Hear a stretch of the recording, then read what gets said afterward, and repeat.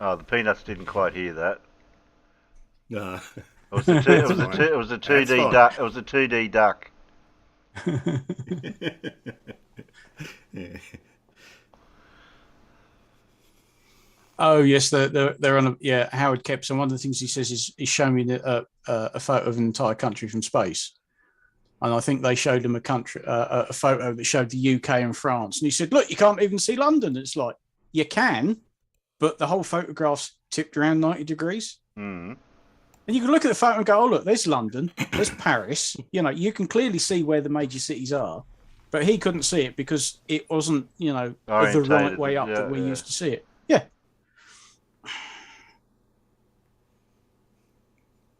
He's not a very clever chap.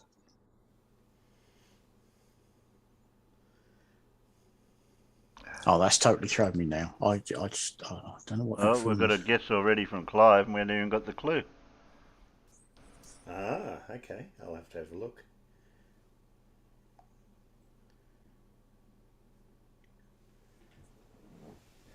Let me see. You might not even need a clue. He is correct. The other Yeah, peanuts well, I didn't even suppose get a with a chance. surname like that, there aren't Yeah. many options, are Yeah. No. there? I better give the clue then, hey?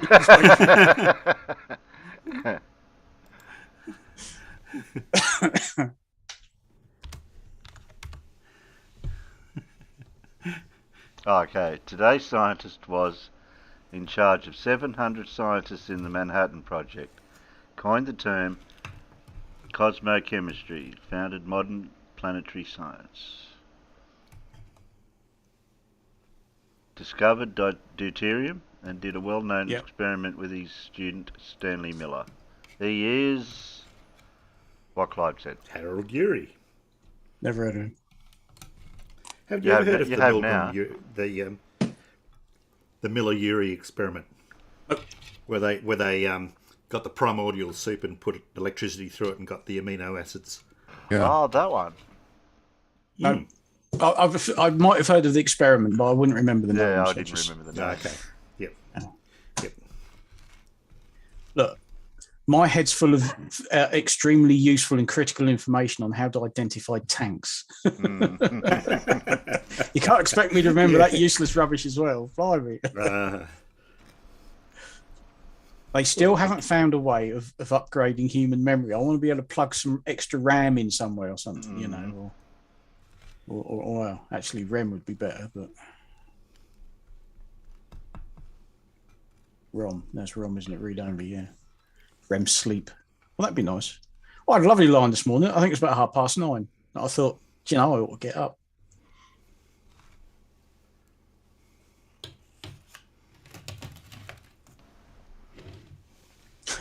Uri Geller. Remember the spoon guy? Yeah. Yeah, load of bollocks. Don Lane show over here. Don Lane wasn't very happy with him. You'd remember that, Paul. What's that? Uri Geller when he came, the spoon guy. He came Oh, on. yeah. He came on a Yeah. Don Lane show and called him out. Don Lane wasn't very impressed. No. I wonder why. You could watch him actually bend the spoon on his leg.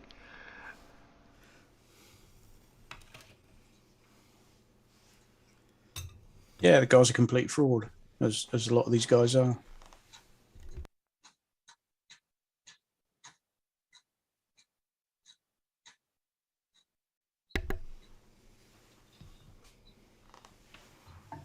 You're doing a sinus experiment there, Paul. No, I was grating some, not grating, grinding some pepper onto my sardines on toast. Oh, God, I'm glad we can't smell that. Maybe I shouldn't have asked, Farmer. It's one of those foodstuffs that's banned from offices. You know, when people warm their lunch up in the microwave at lunchtime and what the bloody Yeah, hell's yeah. that smell? Oh, that's my sardines or that's my mackerel. Yeah. There's some things that should just be banned from the workplace, Dean says my PayPal link's not working. When you leave, it's not working. Anyone want to test it? Just to check? It worked for me the other week. Bloody hell. No point in me checking it, because... Yeah. No, Dean's saying something, my PayPal's not working for him. Hang on, let's have a look.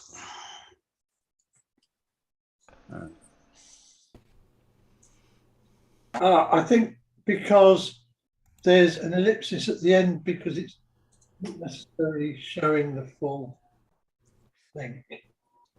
Well, it's working for me. If I click on it, it goes into it. Goes to a security challenge, which I hate. Yeah. Yes, I've just gone through the security challenge. We're sorry, it looks like nothing was found at this location. Maybe try one of the links below or a search. It not working. Oh. Maybe I've got to upgrade it or something. I was going to say, it worked the other week when I sent you some cash. That's strange. Oh, yeah. What's changed since then? Yeah, what's changed? It worked for me too.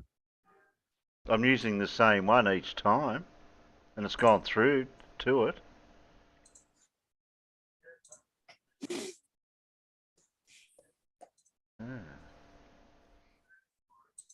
Security?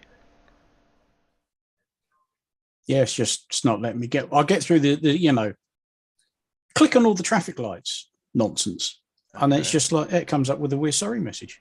I'll go through the normal way. Find it. See if it's working there. Christ, I thought you was drinking that out of a zoom lens or something to begin with, Alan. Yeah, that's because, well, if I did see the bottom, it did look like a zoom lens. Yeah, if I could take the neoprene cover off it and still hold the mug with very hot tea in it, yeah, you would see that it is supposed to look like a. It's supposed to look like a Canon 24-105L. Right, that will explain why it looks like you're drinking out of a lens then. There, Yeah, okay. There you go. Dean's saying something about the link. What's he saying? You've got to take the dots off the end or something. Yes, I think so, because it ends with the Oz ... Ah. Because it's been truncated somehow. Yeah. Yes, and it's the 3 dots that are screwing it up apparently. Okay.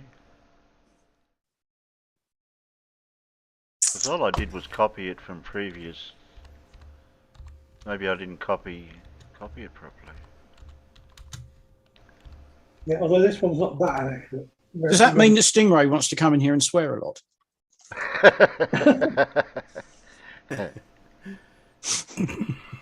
When Rosie got me the mug, unfortunately, she had to get the wish option. So it's got lots of stuff that they print on Canon lenses.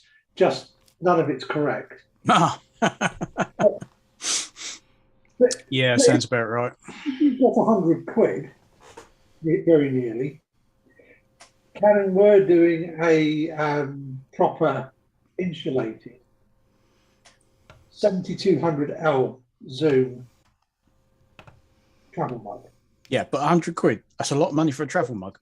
I think it was very nearly £100. It was horrendously expensive. Well, it's Canon, isn't it? Yeah, I know, but even so, bloody hell, I'm just trying to think how much was my travel mug. I got the other one.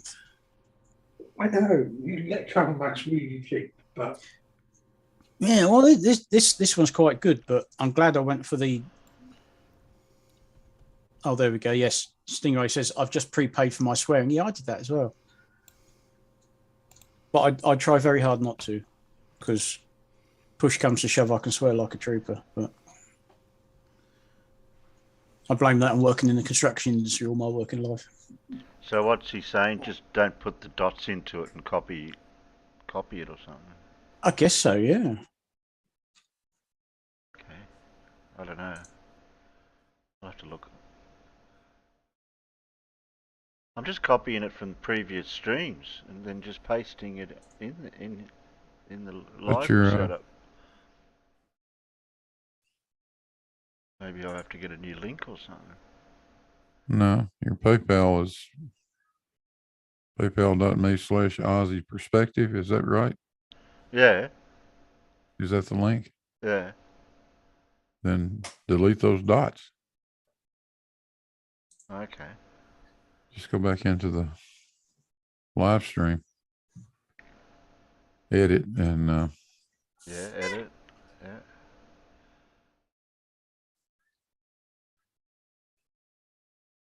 kill the little dots. Yep. I'll delete those dots. Save. Changes saved. Go back into here. Yeah, it looks good now. Let me try it. Ah, works. Great. Everybody check it. Everybody sending money. Yeah, yeah. Everybody check it. I've got some. What's Lindsay say? I've got some videos that you need to watch. You got to pay him for I can't believe Lindsay's doing that. I mean, who's going to pay to watch his drivel? that. Well, I could say that you could. I'll give you a link to the unedited version of my flat Earth proof video. There's an edited version. Oh, unedited. It'd have to be unedited, wouldn't it? Yeah. You don't pay money for edited things. You pay money for unedited, Yeah. unexpurgated, full length, full fat, 4-star. So what's it doing now? So if I go there now, that link. Okay, go straight through.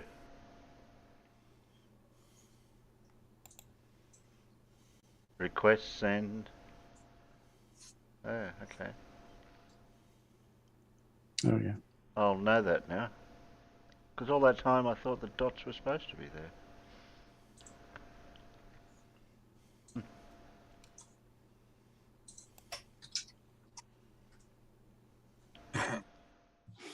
I'll get rid of that. Yes, it works. Okay. I prepaid for my cussing too. I don't think I've used all mine up yet.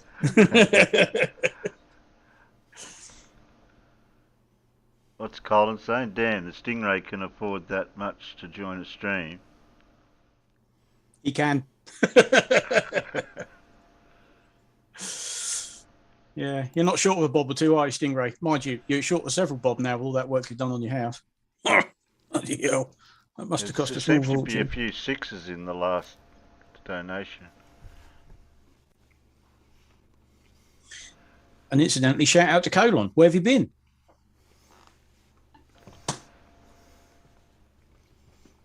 I'll have to find out what my Zoom thing costs so I can see how far I've got to go. Yeah. Before it's due. Mind you, my wallet's a little bit lighter now. My car was in the garage yesterday. Oh. Well, it was due a major service, so a full service. I had a full service. And I said, there's a little bit of a shimmy in the steering. It gets worse under braking. I suspect it's ball joints. Mm-hmm. No, that's the cheap. That's the cheap option. It was the lower suspension arms. Well, I guess it could have been something like that. Hmm? Yeah, you know, they're only about 120 quid a throw. Well, they come It's pre-assembled with the bushings and everything, so. yeah, but it turns out as well that I've got the rustiest Ford Mondeo in the country. Oh no. Yeah, well, of course, you don't. When you're buying a car, this isn't something you don't say. Excuse me, I'm just going to take it to my local garage and put it up on the ramps and have a good look.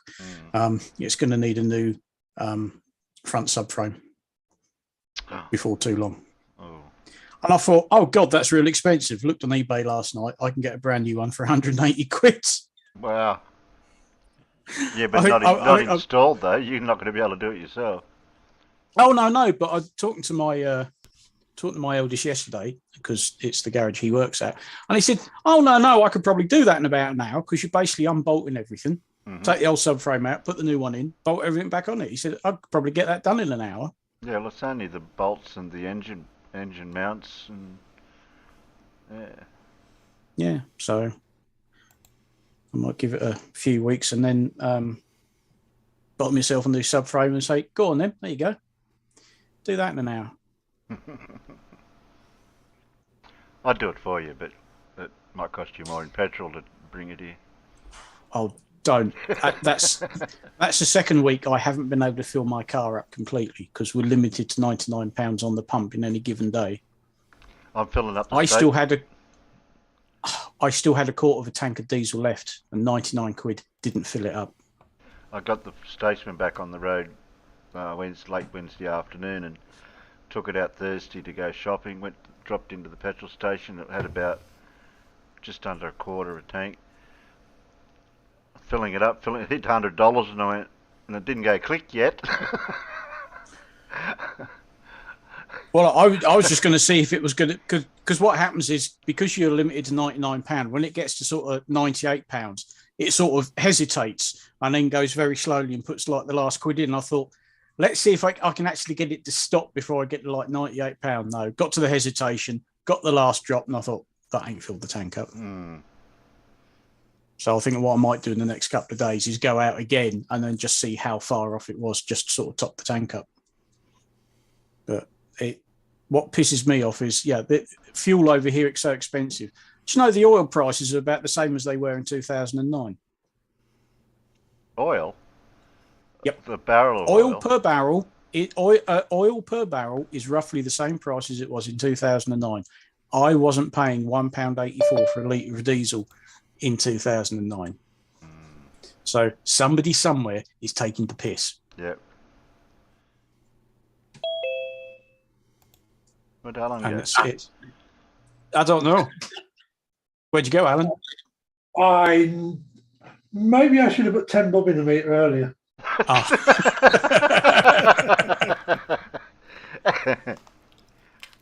The stupid thing is, I looked at it. Oh, that'll be fine for the afternoon. I'll put the emergency on later. Because it doesn't normally use 22p in an afternoon. So, and then it did in about an hour. Maybe I shouldn't have put the kettle on. Yeah, that's one of the first things I did when I moved into this house. It had the prepaid meters. I said, no, they're going. They're bloody useless. Yeah, I don't know. What I have, with it. No, it's a pain in the ass. What I have avoided is they keep saying, "Oh, we can install smart meters for you," and you say, "Yeah, which version?" The first ones or the Type 2s? The Type 1s, if you change supplier, you lose the whole wireless capability because they're locked with that supplier. What they call SMIDS 1 or something. The second ones allow you to switch provider and it all still works wirelessly, but they're still not fitting that many of them at the moment. They're still getting through their old stock of the first type, which are crap.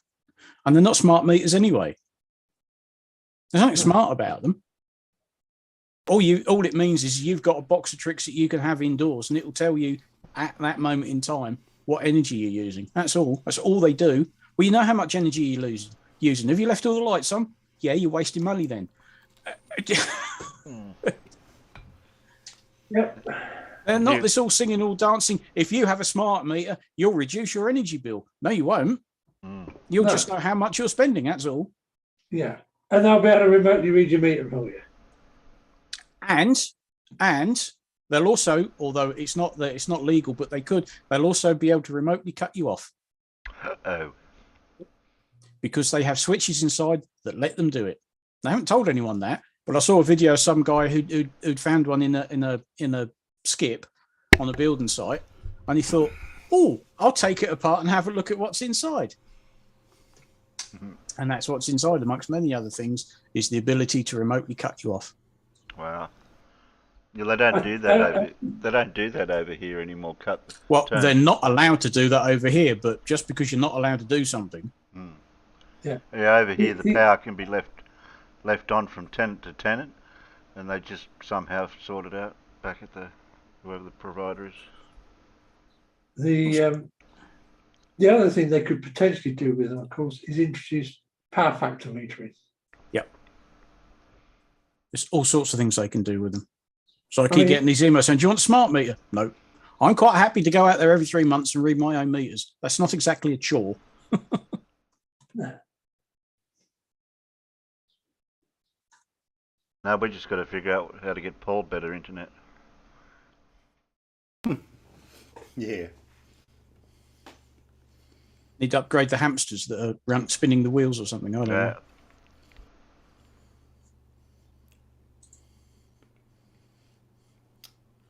So what's $2.48 in?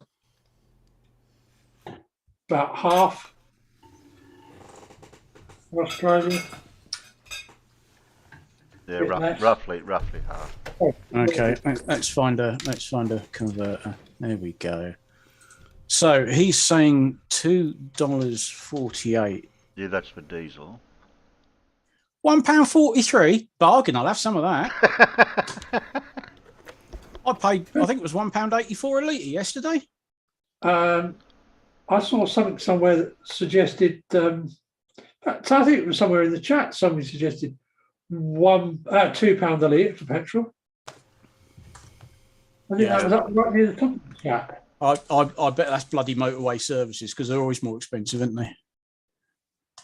Yeah, I remember diesel used to be more economical to have for the car than what petrol was. Yeah, that's the whole point. Diesel was so cheap, was just because people weren't using it, and then they started looking at emissions and they went, "Oh, petrol engines are bad because of the emissions." And then the government over here said, "Everybody, please drive a diesel." And so everybody started driving the diesel. Then the government thought, "Hang on a minute, everybody's driving a diesel. We can make a killing out of this." Bing, cost of diesel goes up because they tax upon tax upon tax, like all of the fuels are. Diesel used to be nothing, and of course diesel costs next to nothing to make because, well, it's a bit like petrol as well. They're not actually going through all this to make the diesel and the petrol. That just happens to be a side product of what they're after. And it costs pence to make a litre of diesel or petrol. But certainly I believe it's about 80% tax, the price of fuel in the UK, petrol and diesel in the UK. Yes, because they impose a tax on it, then they impose a tax upon that tax, then there's another tax on that tax, and well, I believe the fuel duty isn't even a percentage, is it? It's you will pay this much per litre in tax when you sell the fuel. Oh, and you've got to put that on the pre-providing a service value. So, better pay value-added tax on top of the petrol tax. Yeah, but like I said earlier on, the oil prices are about the same as they were in 2009. So why is petrol and diesel so bloody expensive? The oil isn't horrendously expensive, but why have all of our fuel costs shot through the roof? Because the oil hasn't.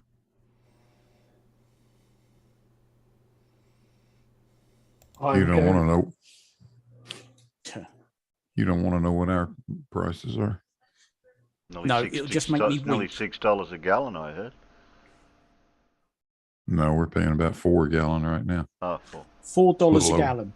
Yeah, a little over 4. 84 times 5.54. When I filled up yesterday, if I was paying by the gallon, that would have been £8.35 a gallon. Remember, that's US gallons, not our ones. They're a bit smaller. Okay. Now that was our gallons because there's 4.5 litres to a gallon, properly, obviously. Not like the Americans do. What the Americans? 3.8 litres to the gallon or something? Something daft. I don't know. I remember my first car putting petrol in it at 75 pence a gallon. Our garage in the village, when I started driving, you could have an account there, and you paid at the end of the month.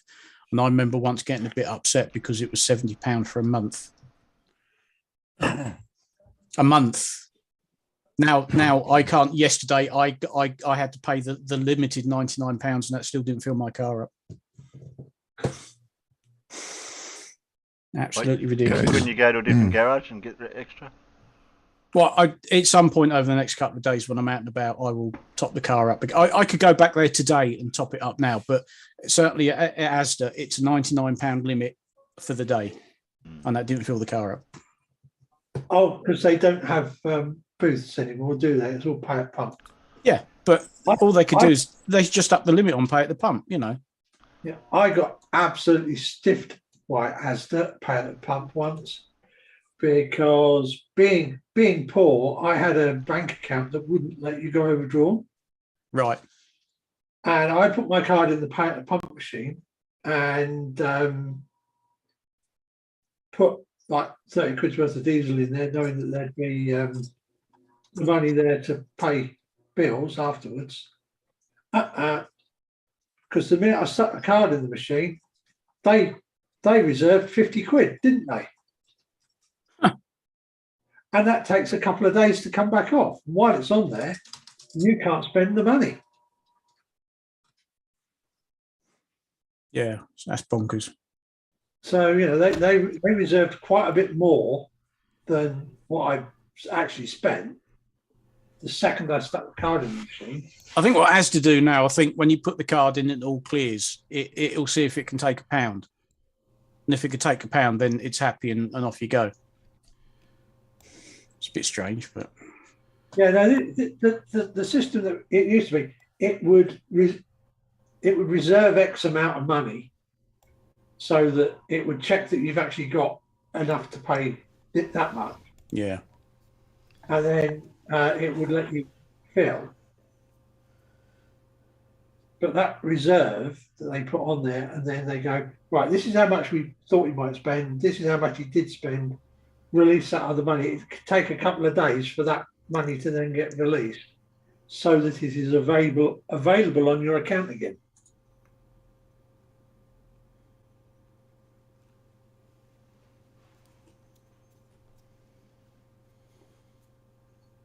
No, that's close enough. Thank you, John Rapp. Yeah, the American gallon is smaller than the UK gallon. I know that.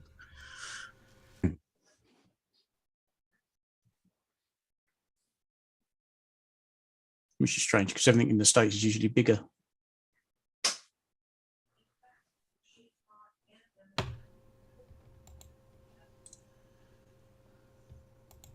Well, it depends on how close you are.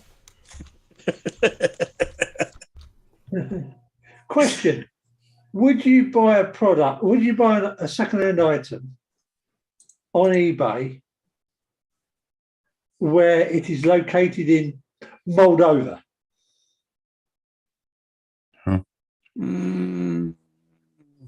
Probably not. I guess what the item is might make a difference. It's a Kiev 88. It's the Soviet identical copy to a Hasselblad.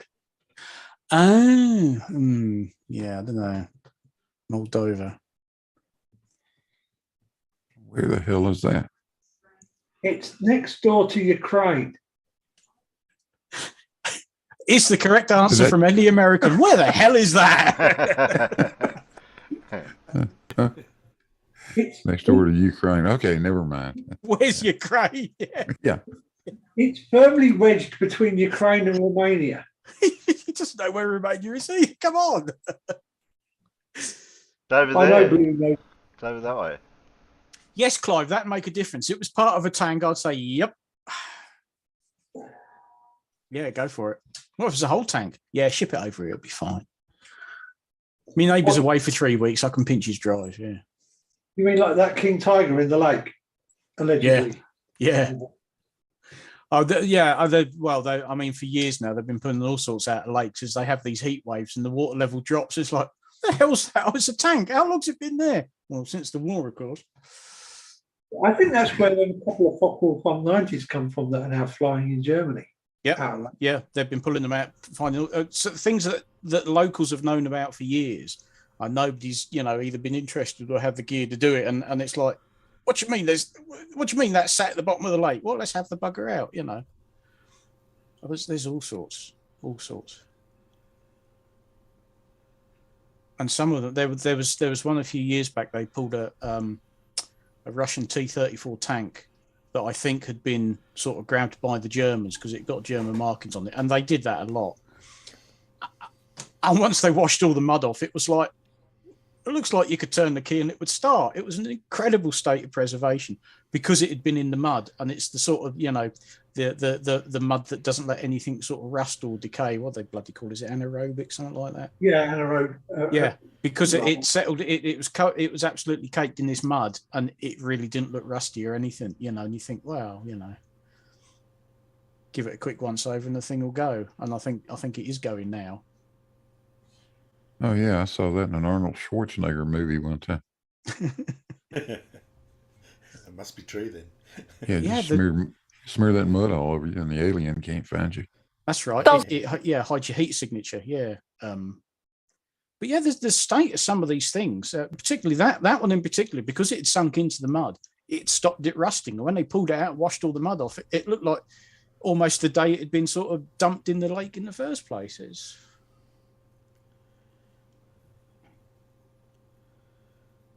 Yeah, there's all sorts of things they're still finding out there.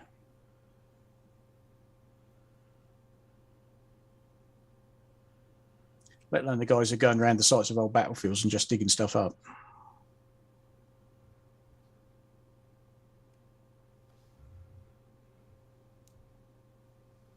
I'm not sure I'd want to be doing that. Some of that stuff might go boom. Yeah, some of it's still a bit delicate, shall we say.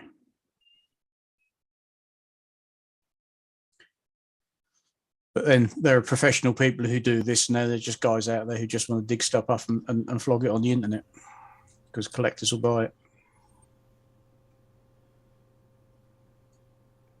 Unfortunately, that's a problem with the internet, isn't it? Yep.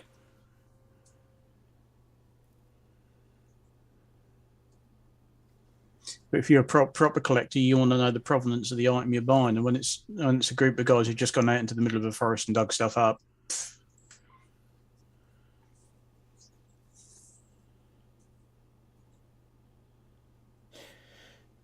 Well, I don't think I'll be looking at that camera for very long. What, 365 quid yeah, for another Kiev 88. But you know where that one is? Ukraine. Kiev. Yeah.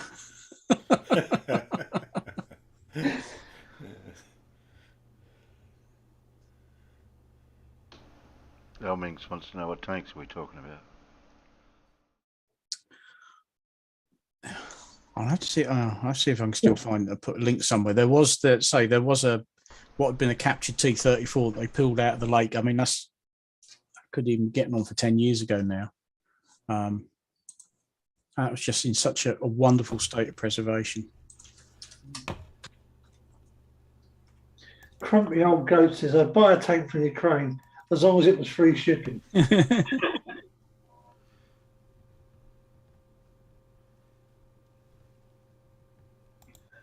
That's going to take a lot of bubble wrap. Yeah, I've seen a few of those videos with the pulling tanks out of rivers or swamps or whatever. My dad used to have a World War II vintage sort of truck, like a light lorry. Couldn't tell you the make of it or anything. He used to use it for hauling grain around. And that sat on the farm for years, slowly rusting away. And that was spotted by somebody who put the information on the side, and it was a collector. It was a Dutch collector who's basically offered my dad a fair wedge of cash to buy it off him. And he turned up with a curtain-sided lorry.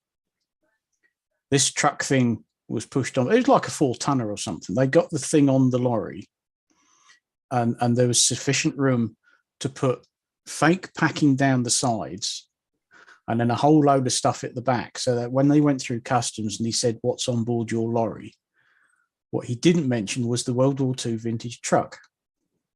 And if you opened up the sides or the back, you saw what he was alleging to be carrying. And if you didn't look very hard, you wouldn't realise that inside that was this World War II vintage truck. A word got back that apparently they did get it into the Netherlands successfully without customs notice. I think Dad got a fair wedge of money for it. That was quite a collectible piece of kit, and that had been his dad's, and they'd just been using it on the farm since the end of the war.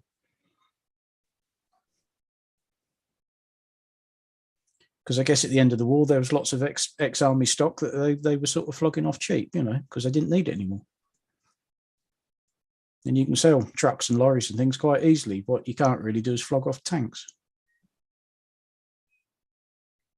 Most of it would have just got put back into recycling or something, wouldn't it?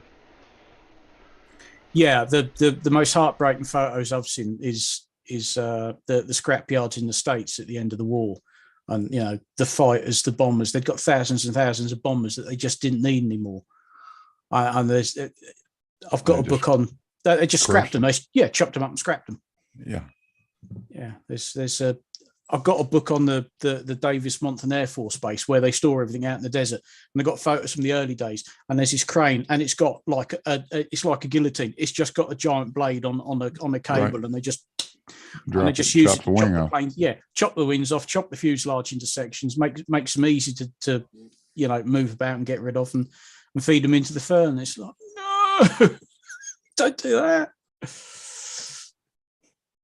Yeah, just after the war, my dad used to service the car. He used to work in a garage. He used to service the car for a local scrap dealer, and he offered my dad a complete Spitfire cockpit. Just because he'd be worth a fortune now. Aircraft.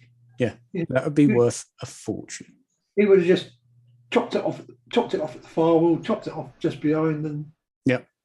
Problem is, even that bit's still a bit bloody big, isn't it? It's still a fair chunk, yeah. But I mean, anything like that now, yeah, you'd have, because you go there, you go to these shows and things, and people have cockpits.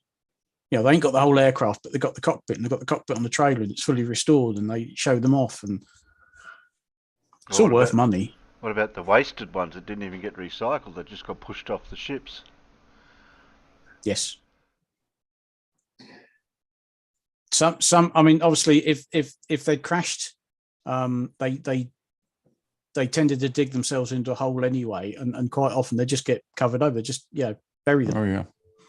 But there's no point pulling it out. It's just all now scrap metal. Just fill the hole in, because if they're high enough and going sufficiently far enough, they're going to bury themselves deep into the ground anyway.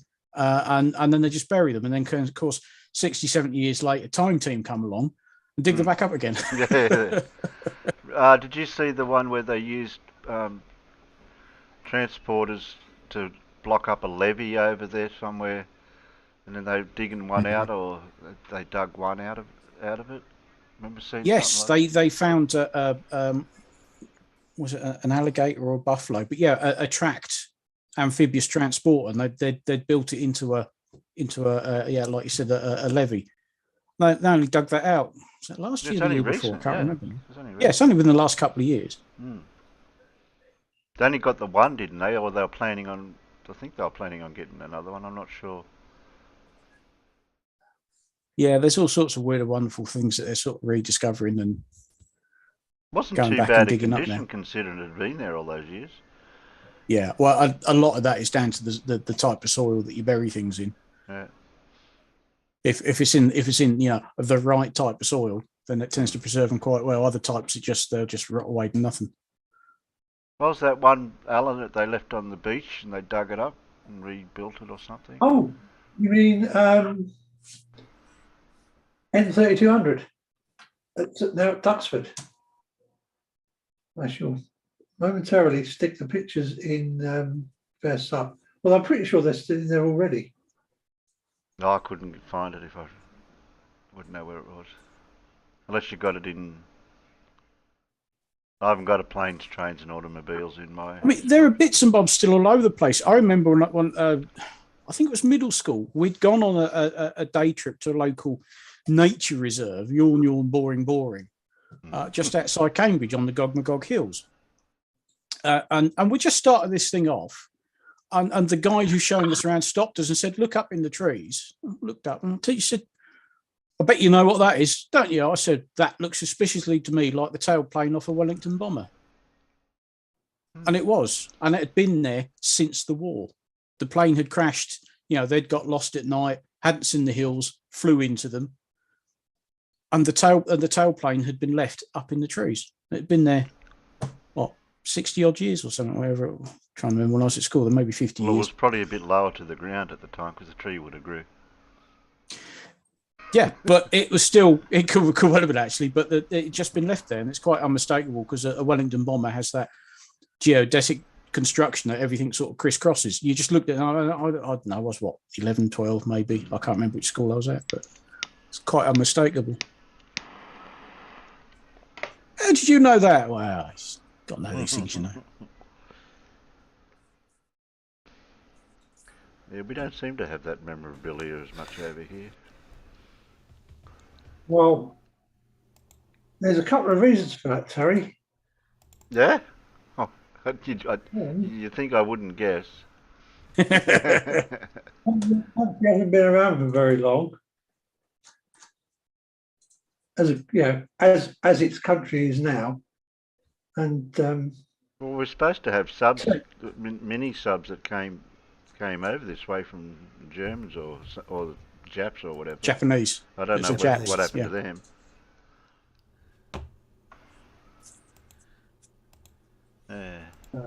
Because they tried to use them during the Pearl Harbor attack.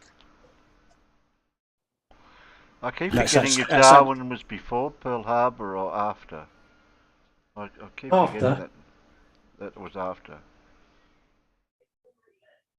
There's the picture of it restored, and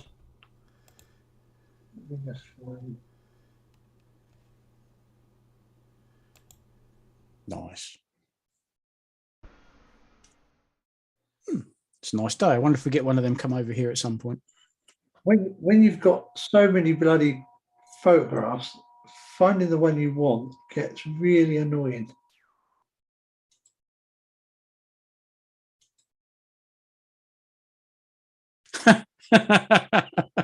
Well done, Dora.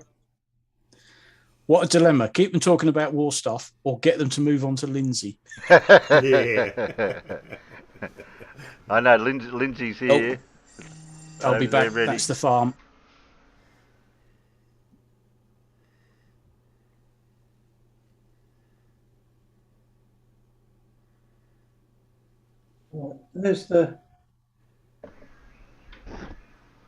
And that's the one of it in May 1940, after it landed on Sandgap Beach. Yeah, that's the image I remember. And then they dug it out. Then they dug it out and rebuilt it, and there it is in the air. The first one I posted was in the air. And although that was actually from RAF Duxford, where it is now based, that third one I just posted are Spitfires scrambling from RAF Hornchurch in August 1940. And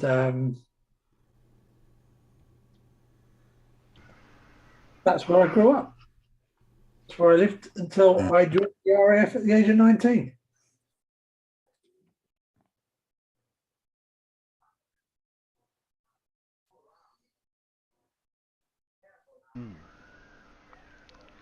There we go. Oh, we've stalled it long enough for Lindsay. Yeah. And that off.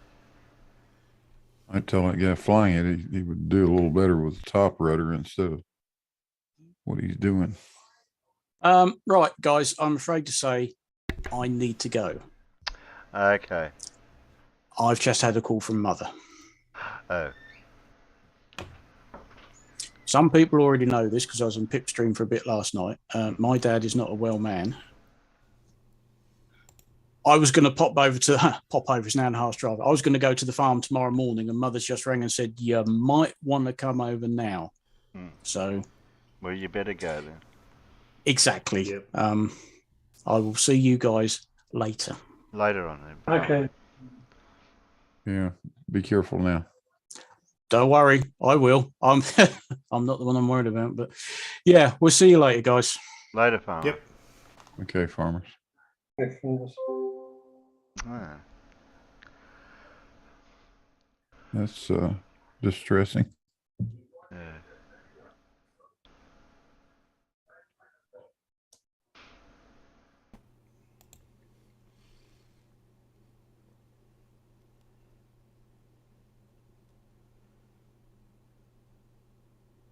Oh, we'll play this then. This will take your mind off things.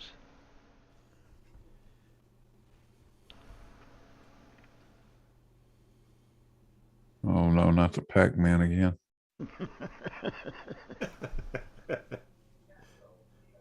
Well, it's part 2. Oh jeez. Better put it to chipmunk speed.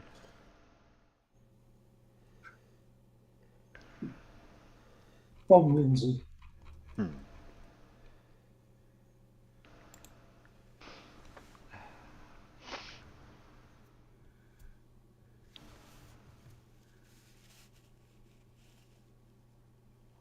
Press play. Press play. Let's play.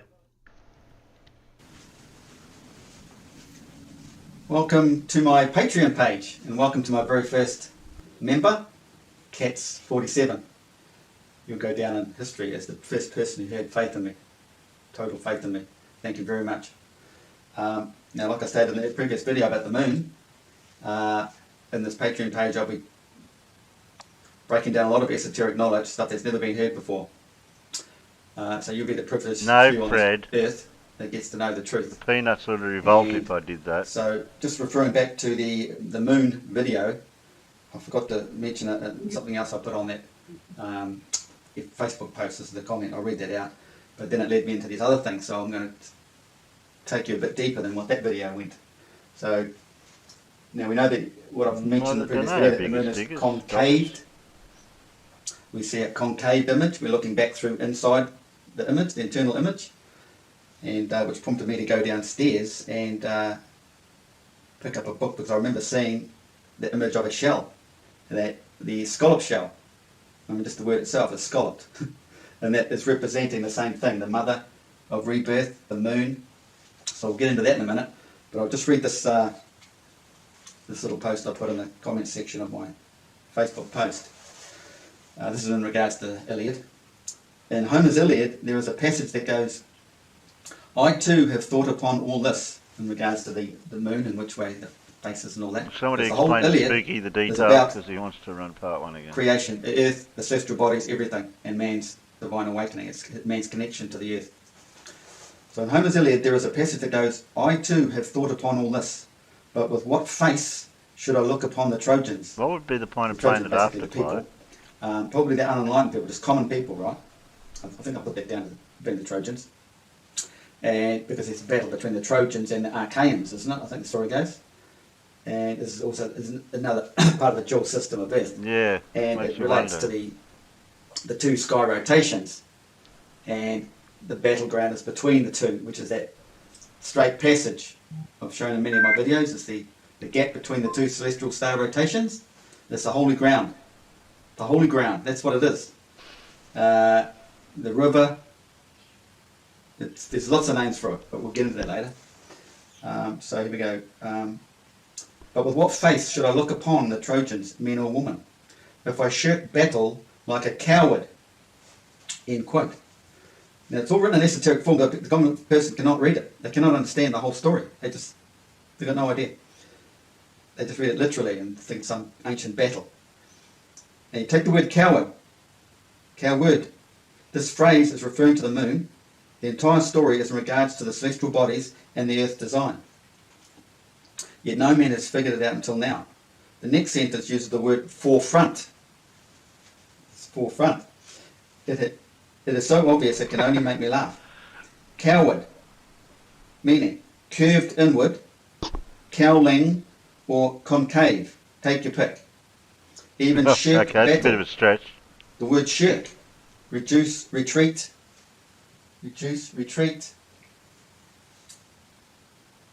and battle. Battle is basically in reference to backwards. This is how all this knowledge is written. It's all coded. If you read some books on Nostradamus, there's a guy, my mother's just reading it at the moment. She's going to give it to me soon. She's telling me how they jumble up the letters of words to confuse the people. And this is what they do. And then I say to the readers, you figure out what forefront might mean. The esoteric script is coded, but this is very easy to decipher once you understand the true design of our world. What I've been showing on my videos for the last 2.5 years. Now, coincidentally, I get up, someone's just put a post up on Facebook the very next day after I posted this. So check this guy out, Chuck Page on Facebook.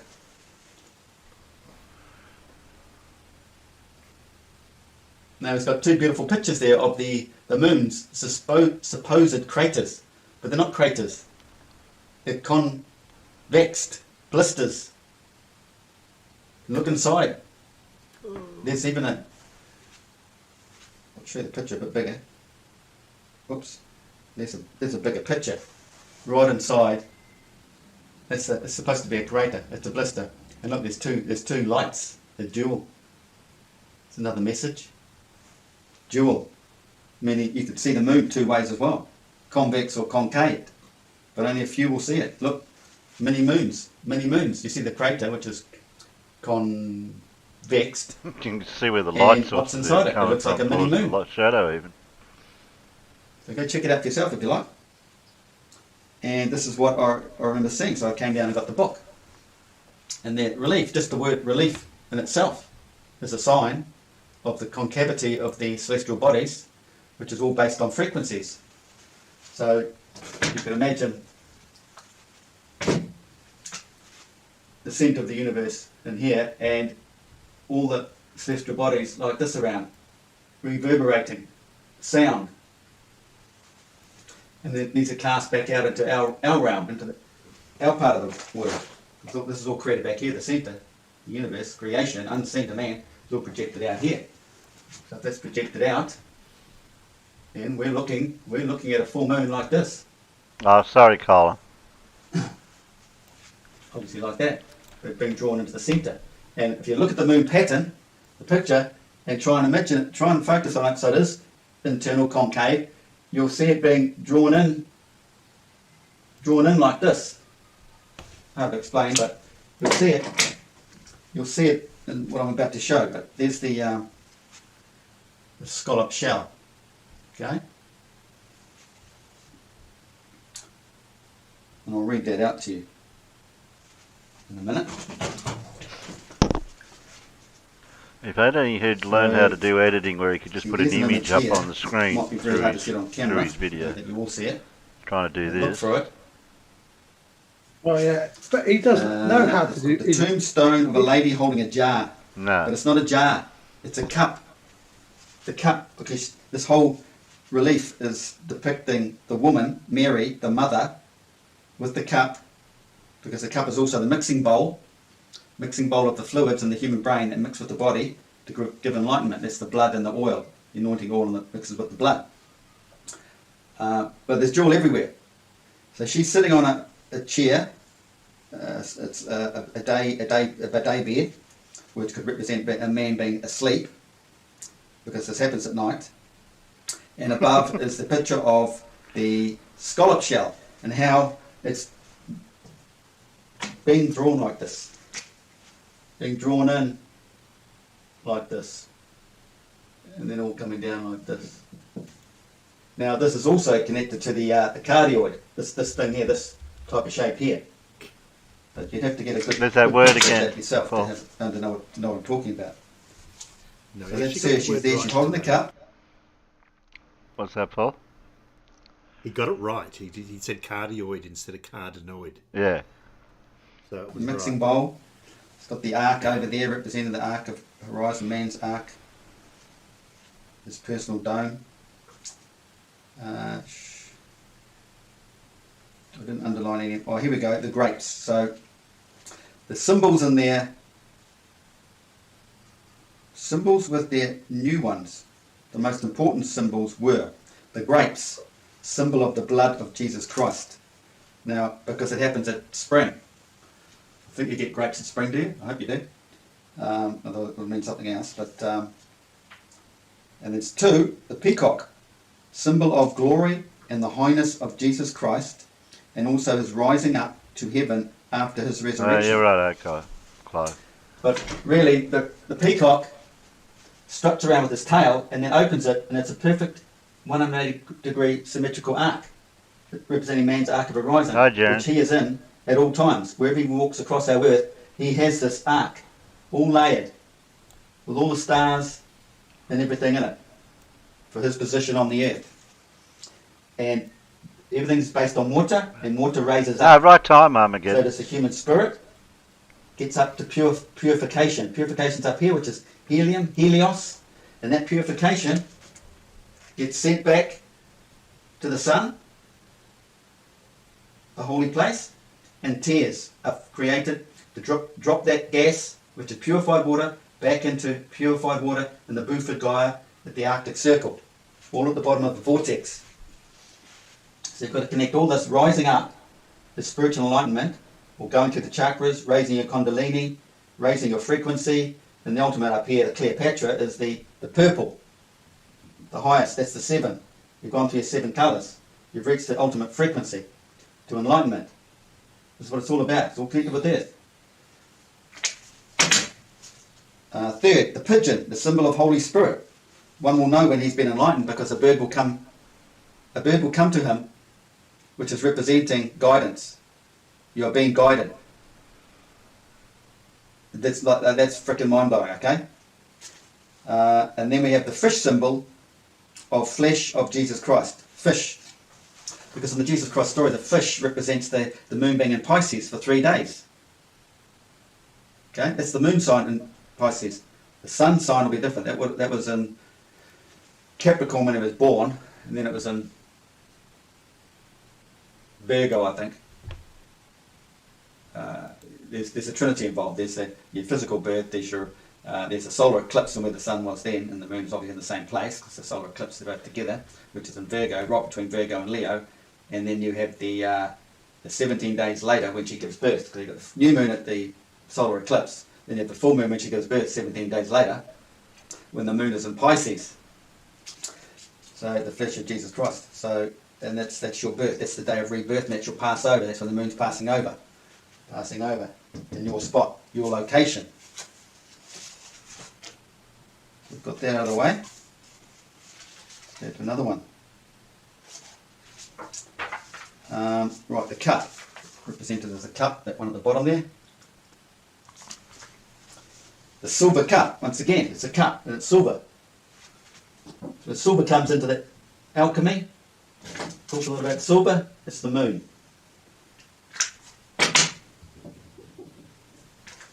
The silver cup of drinking wine decorated with gold.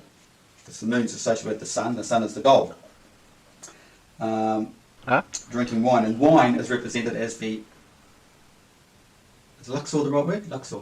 The asphyxiation, or the adrenaline, the mixing in the system, pump you up in the process of enlightenment. What's that biggest? Showing the Trinity, the Father, the Son, and the Holy Pigeon. And it's pressing to get wine at the end. So Dionysus, god of wine, appears on the cup with some little children picking up the grapes, then takes it to Dionysus. Spook says, I'm going off. Lindsay's a bit. I'm beginning to suspect he's not a real scientist.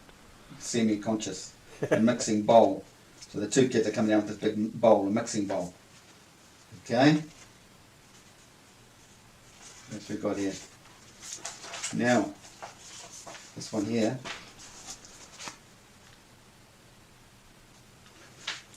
This is a good one. The ancient lighthouse of Alexandria at the entrance of Eastern entrance. It's all represented as the centre, the entrance. It's down into here. It's an entrance into here. Harbour of part of the island of Pharos You've got to realise Pharos are the enlightened ones. Okay. Stood, which was considered one of the 7 wonders. There's 7 again. You got the 7 here. 7 colours of the rainbow. It's lots of 7s. Ancient world named after the name of the island, Pharos Lighthouse. Pharos, you reach the top, you become enlightened. A lighthouse at the top, going up your mountain. This is your Jerusalem. It was built at the time of Ptolemy the first, but finished at the time of his son. Why did he use the word Pharos and sort of stretched it out to mean something to do with metal, and that's a link to alchemy in some weird way? Didn't think of that one. Ptolemy II, Not here to help his Lindsay. son. It's a dual system. Him is a common man, the Trojan, is it? Becoming, was he an Achaean? No, anyway, there's a dual system. Become awoken to this person here. A dual system. This is why the brothers. There's always a dual system, like the brothers Abraham and Abel. Abel and who's the other guy? Seth. Your old self and your new self. Its height was 135 meters, consisted of 3 stories. So there's your Trinity again, or 3 o'clock in the morning, 3 a.m. The first floor was square and contained about 300 rooms used for storage. So 300 again. 300. He's got 300 here. 3 o'clock. Used for storage. This is your storehouse, okay? Middle of your brain. Square. Now square. Now this is really going deep. What's Just hold on square? to this for another video, okay? Square. Move along. The second floor was octagonal, and the third was circular. We have all these geometrical shapes and alchemy and stuff, right? I haven't got a full grasp on that at the second. Yeah, that's right. Between the second and third floor, there used to be a dome carried by 8. Now, in the ancient mythological stories, you have the 8 phases of the moon, and then going into here, 7 is 9. or 8? Make up your It's mind. the man. divine Archean number of the moon is representing 9. It's when she goes into the sun at the solar eclipse, because the full solar eclipse is the coming of Christ. It's the coming, knowing, the foretelling that a God will be born. It's the whole religious story. So 8 columns to hold the lantern. Under the dome, above the third floor, there was a huge bronze statue. Now bronze, people don't understand this. Bronze in all the mythological stories represents the mixing of the two. That's what bronze is. So when you ever read it, it's representing the two. For Poseidon, god of the sea, for the Greeks. In the previous video I mentioned that the word Greeks represent the enlightened people. They are them. 7 meters high. Once again, 7 meters high. It's all spelled out on this one page. The first disaster occurred at 700 AD. That's not very relevant. So, once again, there's the picture. Now, this also relates to the pineal gland. During man's enlightenment, the water is pulled away from the pineal gland, and the pineal gland is exposed out of the water. This is related to the whole story of the middle of Earth as well. Mount Meru. Yeah, just pick a number, John. Borealis, whatever, the mountain, the black rock. And so what have we got? So in the religious story, Christianity, John, and there's other members that all are born on an island, because they're being reborn when their pineal gland comes out of the water. And so there's the spiritual side and a physical side. So the spiritual side is what I've just mentioned, and then there is the physical side. He could actually be on a real island because it's surrounded by sea spray. And the sea spray has a lot to do with it. It's the salt, because the salt's connected to it as well in the season, in your season, the cornerstone that you've been missing at birth. Remember? Yeah, they 9 must have done, months in the Stewie. womb, you're missing 3 months of our chemical reaction. It's to do with the salts. So and that's where you're enlightened. That's your secret, that cornerstone you're missing. And that's why we have seasoning.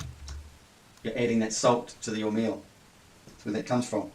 And so, and then it's connected to the phallus. Straight up phallus coming out Okay, the fellas in the stories, through come to the pineal gland. Creation. Birth.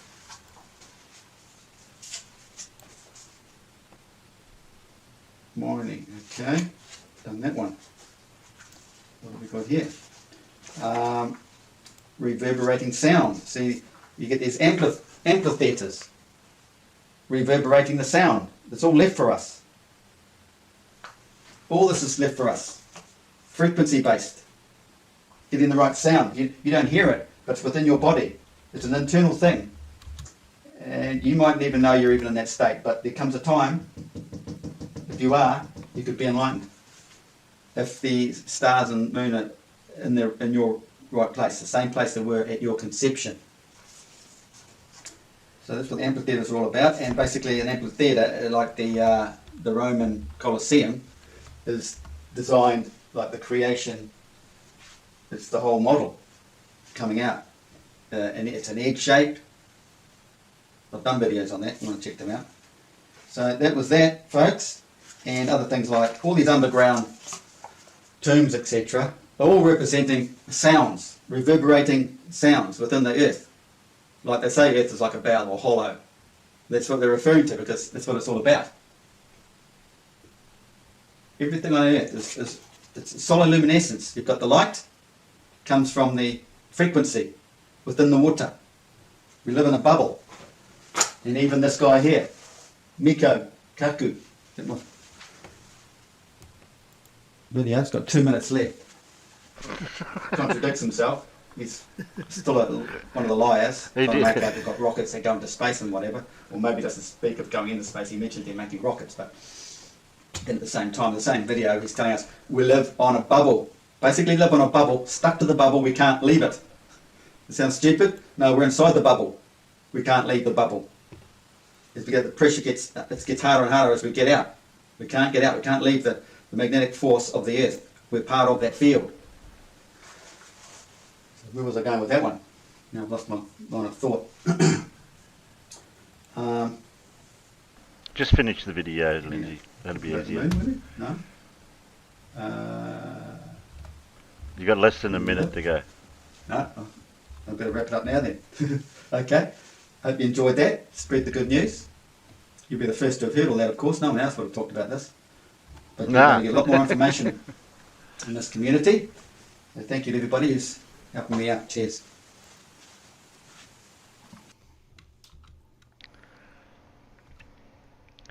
Gets lost in his own thought. Well, his big problem is that he can't do anything. I think he can just about manage to get the video off the camera to upload it. There. I think that's all he's able to do. Honestly.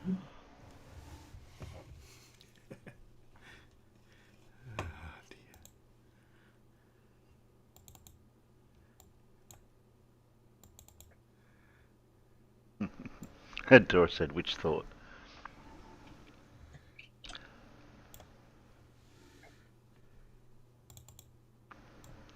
Well, he is saying words, but they don't make any sense, and half of them are made up.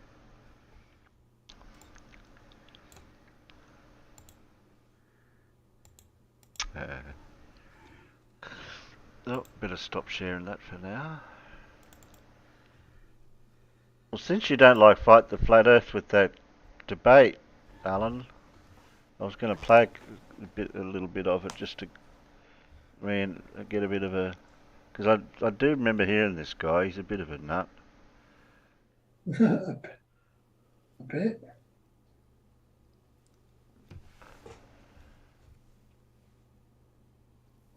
Go and buy our time. So I can't find any other... There's been no other debates that I can find.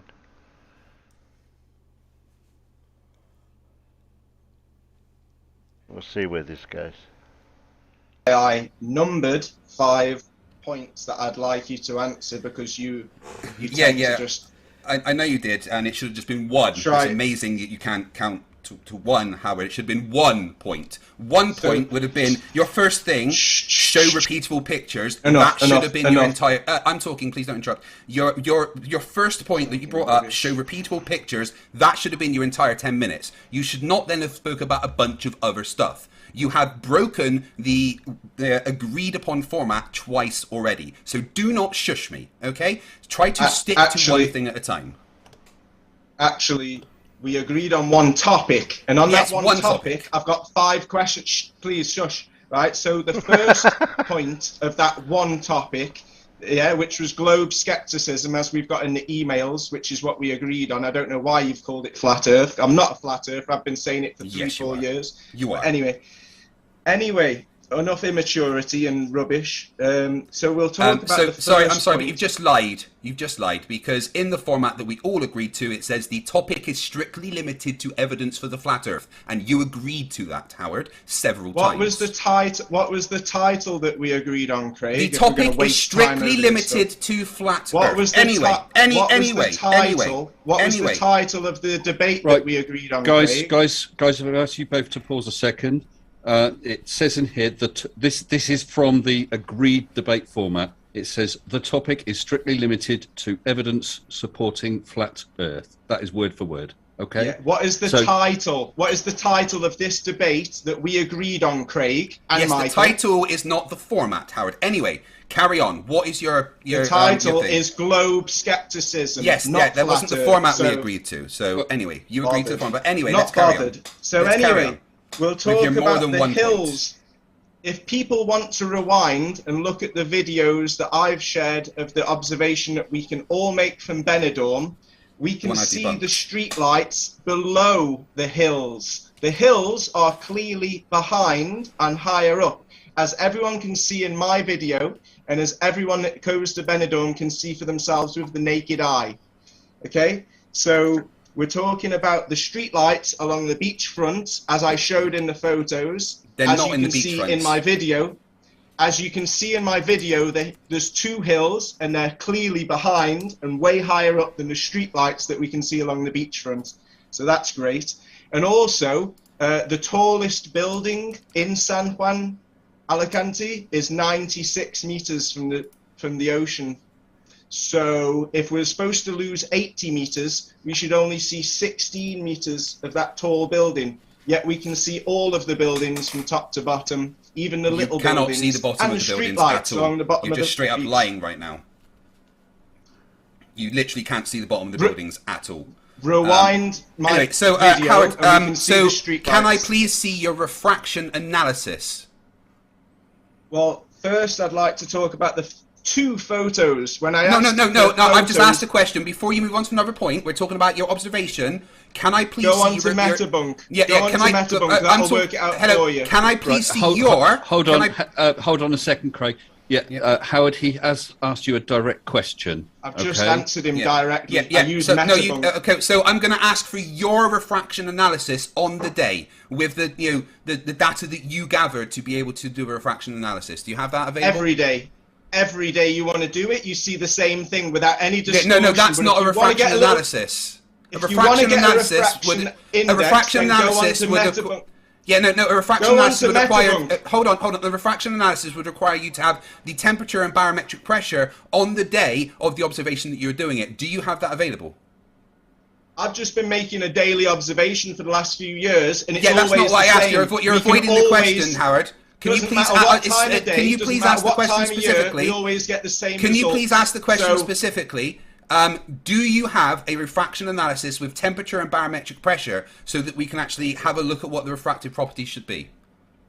No, but I have got those 2 photos that you shared. So there you go, direct answer. No, because no, you don't. Okay, so we can just dismiss your evidence as incomplete then, right? You can dismiss my evidence, which is a reproducible observation that everyone can make. It's not reproducible because it's not even in the place that you're saying. Everybody can make the... Please let me finish what I'm saying, Craig. Everybody can see the streetlights 20 miles away every day, every night. But if you want to make out as if the temperature just happens to be perfect every day, that's all right, mate. But you've only got 2 Do you have any evidence that it's every day? Oh no, I've got lots of observations. I've got tons. This is just the only 2 I had for 5 minutes. Let me finish my sentence. I asked for observations at water level And No, you didn't. Give me one at 2. Clearly said in the text. No, you didn't. For 17 seconds. For 17 seconds on the screen, it said at water level observations, and you show me one. Why would I do observations where the refractive conditions are the worst? And let me finish what I'm saying. And because you go on forever. Okay, so let me ask you a quick question. Yeah. Why would I do observations? Why don't you let me finish speaking? Guys, 1 second, Howard. Both of you, if you can try and avoid speaking over each other so we can hear each other. But he tends to go on for a long time. I'd like to actually get a question and an answer each way rather than just a ramble, okay? Right, so, Howard, if you can answer or make your point. I'll quickly finish my question. I asked for multiple pictures at water level because I'm not convinced with the 2 or 3 that we keep seeing on the internet, and you've come back with just two old pictures. One's at 210 meters, not water level, and the other one's Blackpool Tower. Wow, that's all you've got, Craig. Okay, let so Craig address that then. So why would I do observations where the refractive conditions are the worst? The way to remove variables such as, a massively fluctuating refractive index is to move away from where the refractive conditions are the worst. The best way to actually be able to see if there is landscape hidden is to move away from the refractive conditions. So I don't use refractive based, stuff that's near the surface of the water because that's the worst observations to use. I use stuff further up where you don't get the refraction. So my question to you, Howard, is can you address the observations that I brought up that clearly show that the Earth is curved? No, they show atmospheric conditions can cause different visual optical illusions. Like you claim. Which atmospheric condition? Let me answer. You're claiming, and so does Michael, that due to the lapse rate, we can see much further because things just happen to come higher than the horizon. Without any distortion, we can see so far without any distortion. But when we're higher up, you're saying that there is no atmospheric refraction. There's no atmospheric conditions causing light refraction. And that it can't go up or down. It has to be perfect when you take a picture. But when we take a picture, even if it's along the coast, not over water, just near to water, so we can use the water as a level, we get the same results.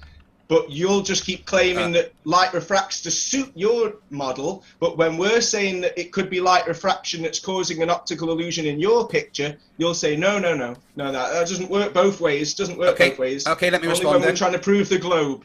Let me respond. What you've just said is extremely flawed because we know the refractive conditions are much less because there is less atmospheric pressure. So there is going to be, by the very nature of that, less refractive conditions. If you are higher up, it is a fact there is less refractive conditions. So I'm not just making it up. I am purposely choosing observations that are away from the most areas of refraction. It's a purposeful choice. So I don't have to have those refractive conditions taken into account. And even if you are along the shore and not specifically over water, you're still going to be getting more refraction at ground level than you are when you go up higher. So it's not just when you take a photo, it's this, and when we take a photo, it's this. No, I am specifically choosing an observation for a specific reason to show that this is what you would see when you remove those refractive conditions. So can you please address the fact that this shows the fact that the Earth is curved, despite the fact that we are away from the refractive conditions? I can say that you've got 2 photos to support your argument, yet we have millions of observations that are reproducible with the naked eye. I've asked you to address this picture, please. Yeah, it's one picture, and you had another. No, I don't care. I've got many pictures, but I'm choosing this one. But can you specifically address this picture? I've shown... Howard, I'm trying to answer. Yeah, well, Howard, his question is about this particular photo. Okay, so if you can try and address that. Well, my question was about the multiple pictures and videos that I shared that he's not addressing. So how about we move on to the other 4 points? We're not moving on until you address my question. Please. I answered your question. I would now like you to address this picture. And I'm answering yours. I've got nothing to say about your 2 pictures that everyone else has been debating for the last 2 years. We're not moving on until I get a specific answer. Please. Yeah. The specific answer is I showed high quality videos. That's not addressing this picture. Howard, specifically address this picture. Howard, to be fair to Fight, whatever the quality of his response to your videos, he is asking you about this particular photo. Can you sort of make any comments about this particular photo? Yeah, I've heard loads of people arguing about it already. Hearsay. I'm bored. He's got 2 Objection, pictures. hearsay. I've got millions. So how about... I don't care. Okay, so I want you to address the specific picture. Please stop talking over me, right? Yeah, answer my question then. You don't get to go on until you've answered my question. I'm not interested. I made Are you too scared to answer the question because it kills the flat earth? Look, I've paused this is my 10 minutes. This is my 10 minutes. No, it's not. Howard, this is back and forward 10 minutes. 5 points. Right. 5. I want to talk. Hold on. Howard, I've muted you. I've muted you a second. This is not your 10 minutes. This is back and forth 10 minutes between you and Craig. And once again, he is asking you about this particular photo. Do you have any response to it? And I've paused it. It's 1 minute left. Okay, I'm going to unmute you and let the timer go. Please address this photo. Can you unmute? I think you've muted yourself now. Like I keep saying, the answer right, hold on. Okay, no. I'll start the timer. Go on. I've got 1 minute. I've got 1 minute, and I'd like to talk about how you can demonstrate the horizon always. No, we're not moving on until we finish this picture. That's about the Earth shape. We said we were going to talk about Earth shape. No, Howard, I am muting you again. This is a debate. Okay, you can each make a point and each respond to a point. Okay, Craig is making a point about this photo. We need you to make a response about this photo. You can talk about other things at later points, okay? So you'll have to unmute yourself. It's got. Look, we've got 1 minute to talk about the 5 points that I made in my video. If we don't talk about them now, we won't get another chance. Yeah, so once we've done this, we can move on. And you've got 50 seconds, so please address this point, please.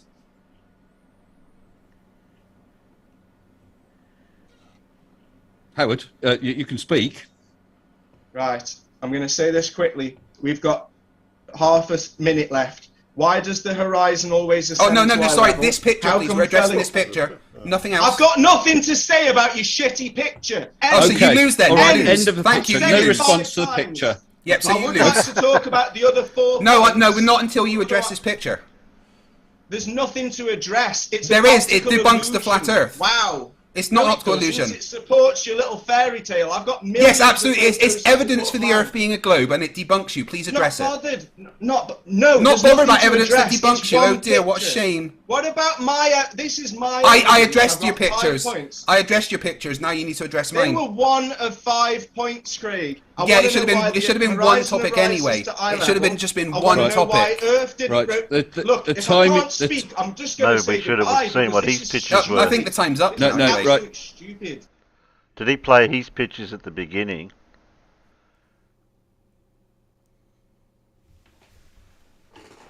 Is that what it is?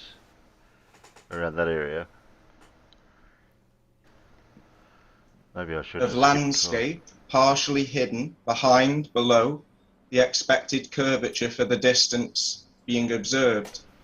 Because we see many examples of refraction when there's optical illusions due to refraction, due to atmospheric conditions. We see fata morgana. We can see the distortion of misalignment and misplacement. We see things get stretched. We see things get squashed. We even see things around corners, like this red part of the stick, but it's distorted because things get squashed due to compression. Things get stretched, twisted. This is one of the only pictures I see when I ask for evidence of curvature at water level. Yet there's other pictures of the same place that don't look so curved. So I'm a bit skeptical. This is another picture that I see a lot, although it's quite distorted again. Yet there's videos that are not so distorted that seem to show no curvature at all. So I'm a little bit unsure what to believe.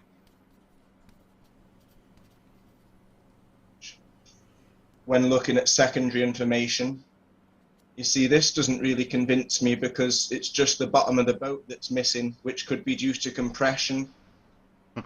Just like these look like the Earth's curving quite a lot from one to the other, where really it's just the laws of perspective and distancing at a selective distance, so we can get the optical effect desired. where if we look at 52 miles away, we shouldn't even see the tallest building, yet we can see them from top to bottom. So yeah, I checked the math. There's different calculations, but up into about 1,000 miles, nearly 2,000 kilometers, 8 inches per mile squared is pretty good.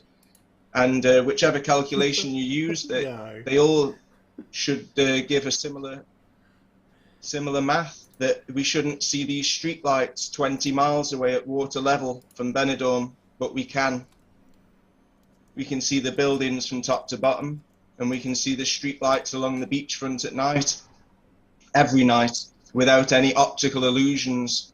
And the streetlights are along the beachfront, as you can see, not many meters from water level themselves. So yeah, I've verified the secondary information that caused my skepticism, and I've asked people to verify and compare evidence. And apart from one psycho sending me some black and white images that he doctored, we got this one from Mr. Sensible. You can see the horizon of the ocean between those levels. Yeah, the problem is, it looks like there's only curvature on the left side, no curvature on the right. So doesn't seem to be trustworthy. So I've spoken to pilots. They don't dip the nose to follow a curve. Wow. And I've even looked on reputable websites like Oxford Academic, where they've measured 100 kilometers with only 1 meter of vertical relief.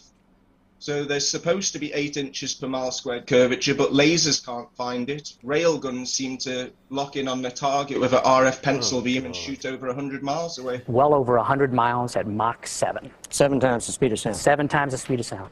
Rear Admiral Matthew Plunder is the Chief of Naval Research, which developed the railgun. So what are you going to believe? You know, you can even go up on an aeroplane and see thousands of kilometers away. Here my friend Vico is flying just above Dubai, and you can see the Himalayan mountain range from one end to the other. So can you demonstrate how a horizon would ascend to the level of the observer on a sphere, like we see in the Red Bull skydive and all amateur hot air balloon footage? Because it doesn't seem to make sense. Like this graphic shows, a sphere would get lower as you get higher, the horizon would get lower as you get higher, but that's not what we see. So you can check on amateur hot air balloon footage, and when they're not using a GoPro, a fisheye lens, we get quite a horizontal horizon. But the main point is that it always rises to the level of the observer, no matter how high we go. And it seems like there's a hot spot under the sun. Sadly, I haven't been in a hot air balloon this high myself, so I thought I'd look up some official footage. So I got onto the Red Bull skydive. Not a hot air balloon, you twat. And again, the horizon is at eye level, or the level of the camera, and that's 39 kilometers high up. Now here we don't see any ocean whatsoever. It's just all brown land. So obviously that's a fisheye lens. But even though it's a fisheye lens, the horizon is still ascended to the level of the observer. Yeah, every lens. Yeah, every lens. Some distortion. Thanks, Michael. And apart from the observer height being the same as the horizon all the time, it's also that it didn't seem to matter that he left from New Mexico and 3 hours later he landed in New Mexico, yet he should have been thousands of kilometers away according to the speeds of the spin. Yet this is why we see drones and airplanes hovering for hours, and this is why aircrafts learn that the land below them is stationary. Just like the historical accounts in the Bible, the Quran, all the Egyptian artifacts, and the yin-yang symbol seen all over the world. But we can ignore all that, just like we can ignore the 666 number appearing all over the globe model. And we can ignore the treaties. Howard, can you pause your video a second? Yeah. I'll pause the time, which is 3 minutes left. This is supposed to be one topic. I know we're talking about flat Earth, globe Earth, but Yeah. you're covering multiple topics. It's supposed to be one topic. You started off with refraction, then you're talking about horizon, and then, you're supposed to be sticking to one topic. They're all to do with globe skepticism, as the title says above each question. And I've numbered each question to help people follow me. Nearly done now, anyway. Okay, well, I will let this continue. It's all related. But it's please all related. Yeah, please be aware that this is supposed to be one topic. So when we come to the later rounds, I'd like to stick very strictly to one topic, okay? Yeah, all the questions are directly associated to this topic. Right, so, well, if I may, number 4. Yeah, and I will carry on the counter. Go on. 3 Great. minutes. Can you demonstrate how a star constellation like Orion, which is above the equator, can be seen 6 months later, and also how it can follow the exact same path in the sky? Supposedly we're facing the opposite direction 6 months later, being on the other side of the sun. Now, we can see every month the moon makes an analemma, and every year the sun makes an analemma, which is a figure 8 in the sky. This is because it changes position in our sky, which you'd expect the stars to do if we're 6 months later on the other side of the sun, looking a completely different direction. We shouldn't even see Orion, but we can, just at a different time of night. But the big point is, not only do we see it, but we see it crossing the exact same path in the sky as we did 6 months earlier, just at a different time of night. So I'd like a demonstration of that, please. And number 5, can you provide any evidence to support the claim that all the stars are moving and that every 6 to 14 years the Earth wobble causes the axis to be from 0.5 meter to 1.5 meters east or west? Because we've got artifacts from the Egyptians, like I say, all around the world showing the zodiac hasn't changed. None of the constellations have suffered any disfigurement. So it doesn't really make any sense that we're supposed to be moving, all the stars are supposed to be moving, yet everything still seems to be in the same place as it was carved in stone thousands of years ago. Plus, we're supposed to admit that gas needs pressure. We're supposed to admit that people that have been indoctrinated can't see the truth in plain sight. And we're just going to argue about whether it's flat or round when there's obviously conundrums with the flat model as well, which is what I know, yeah, which is why I'm not a flat earther, I'm a globe skeptic, because I'm aware that there's things out of our perception in the electromagnetic spectrum. There's shapes that we can't even draw, never mind imagine. We can only draw the shadows of these shapes because we're 3D. Yet there could be 4th dimensional and 5th dimensional things in our world, which tell me that our world isn't 3-dimensional, limited to 3 dimensions either. So if Earth is a 4, 5, or 6, or 7 heaven, 7th-dimensional shape, how on earth are we going to debate about it? We're better off just acknowledging what there isn't by showing people that there isn't any explosions that have ever created anything. There is a tendency to believe things when multiple people or multiple times it's been heard. There is a frequency of people not trusting things because of bad memories. That's your time. And negative priming. Thank you. Okay. Well, he's all over the place, isn't he, with his being a globe skeptic, as he puts it.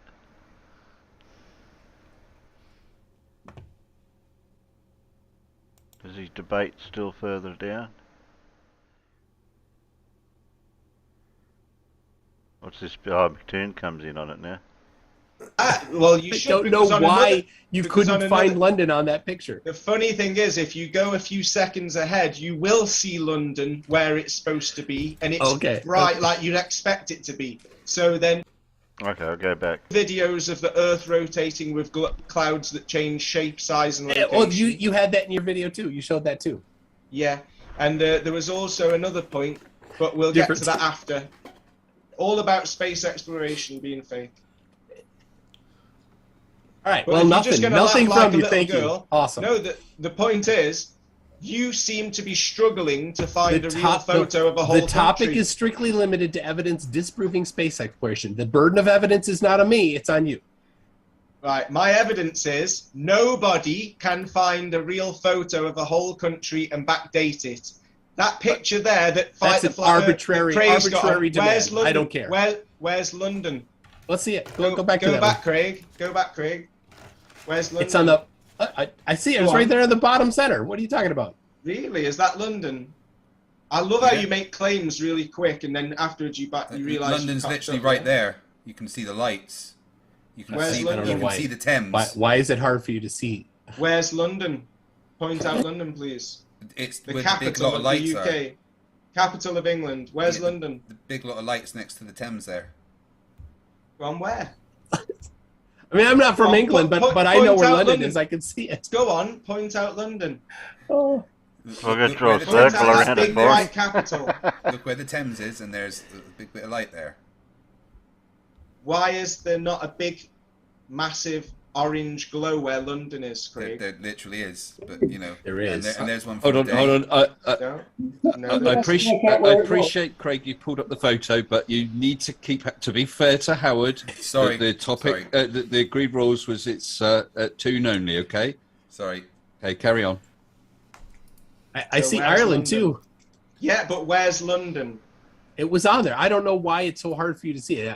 I've been to London only once. Why isn't London the biggest city glowing at night? Why is it so hard? Well, you should. I don't know why you couldn't find London on that picture. The funny thing is, if you go a few seconds ahead, you will see London where it's supposed to be, and it's bright like you'd expect it to be. So then inconsistent. That means that one of them or both of them are fake. Oh, okay. Got it. So you say. No, so it shows for itself. Look at the video. Watch the I mean, you can see London there. The Queen was waving at me. Yeah, hologram. All right, so the burden is on you. And all you do when the burden is on you is ask questions. Awesome. No, the burden is that I can't find any real photos of a whole country, and neither can you. Otherwise, you would have just shown one already, but you can't. You're relying on my pictures, which show that London changes brightness or location, and you're hoping that people will remember the images that you showed in a video that we did a year ago. Is that all you've got, Michael? That's pretty No, the burden is on you. Not me. The burden. If there is no photos, how can I show that there's no photos apart from challenging you to show some? You can't show any, can you? It's not on me. It's on you. There are no photos. Prove me wrong. But you showed some. You showed some.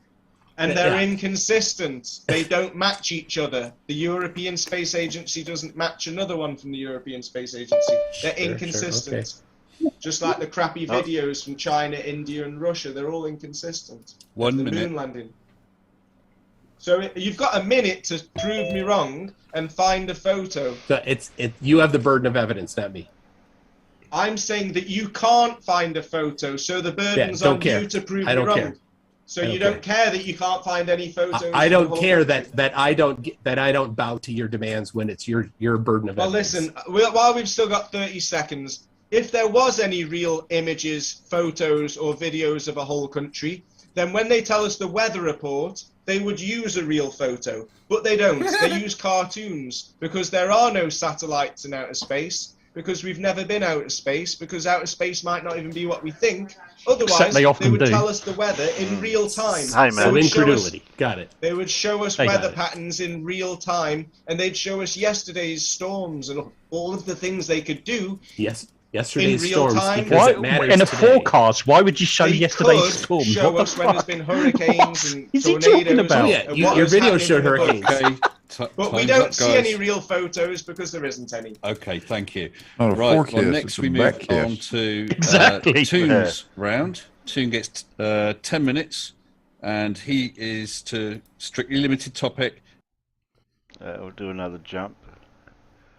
Oh, we've got moon there as well. I thought we were talking about shape of the earth. And And this Howard guy's full of shit because I mean he claims he's not a flat earther, but I've heard him on other channels and things like that, and then jams and things speaking and stuff, and he never critiques and he never questions any of the flat Earth models. So it's absolute horseshit. He's a flat earther, and he'll keep doing that because he just then shifts the burden of proof or tries to, which he does every single debate. He's a flat earther. He's full of shit. He's probably one of the most annoying. Just the globe stuff. It is a all bit right. annoying, yeah. So he keeps putting questions out and not really gives us anything. Toon does need to head out though. He did tell me that he wouldn't be able to stay for too long. So Toon, do you just want to quickly give final thoughts and tell people where they can find you? Sure. My channel's Empty Toon, and thanks for hosting. Craig, thanks for moderating Mr. Sensible, and thanks for being who you are, Howard. I have a birthday party to attend to, and for one of my 33 kids. So, satellite. He's shut up now. Let's go so back this to. is over 30. Let's go back to the first one. Let's go back to the first one that you were showing. Sure thing. And I can show you exactly where they change. Really? Yeah. You think that the clouds are changing shape and size and location? Yeah, it's going on now. Yeah. You can see the clouds changing. So that animation is what, about 6 seconds? 5 hours. Yeah, but the actual animation that I had on the screen there. Just go back and play that first one again.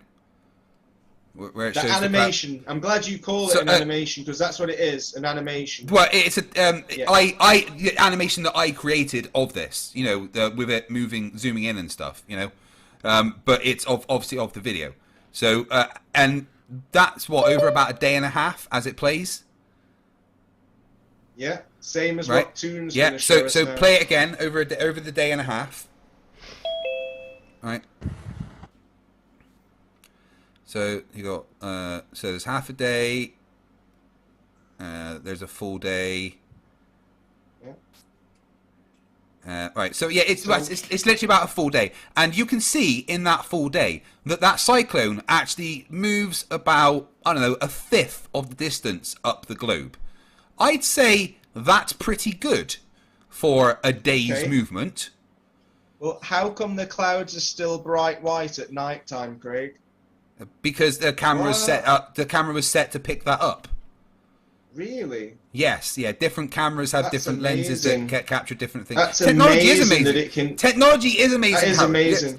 Technology is amazing. Technology is amazing. Yes. Well done. Let's take your faith. And don't have apply faith. it to Please the don't official strawman footage. Well, let's apply it to the official footage.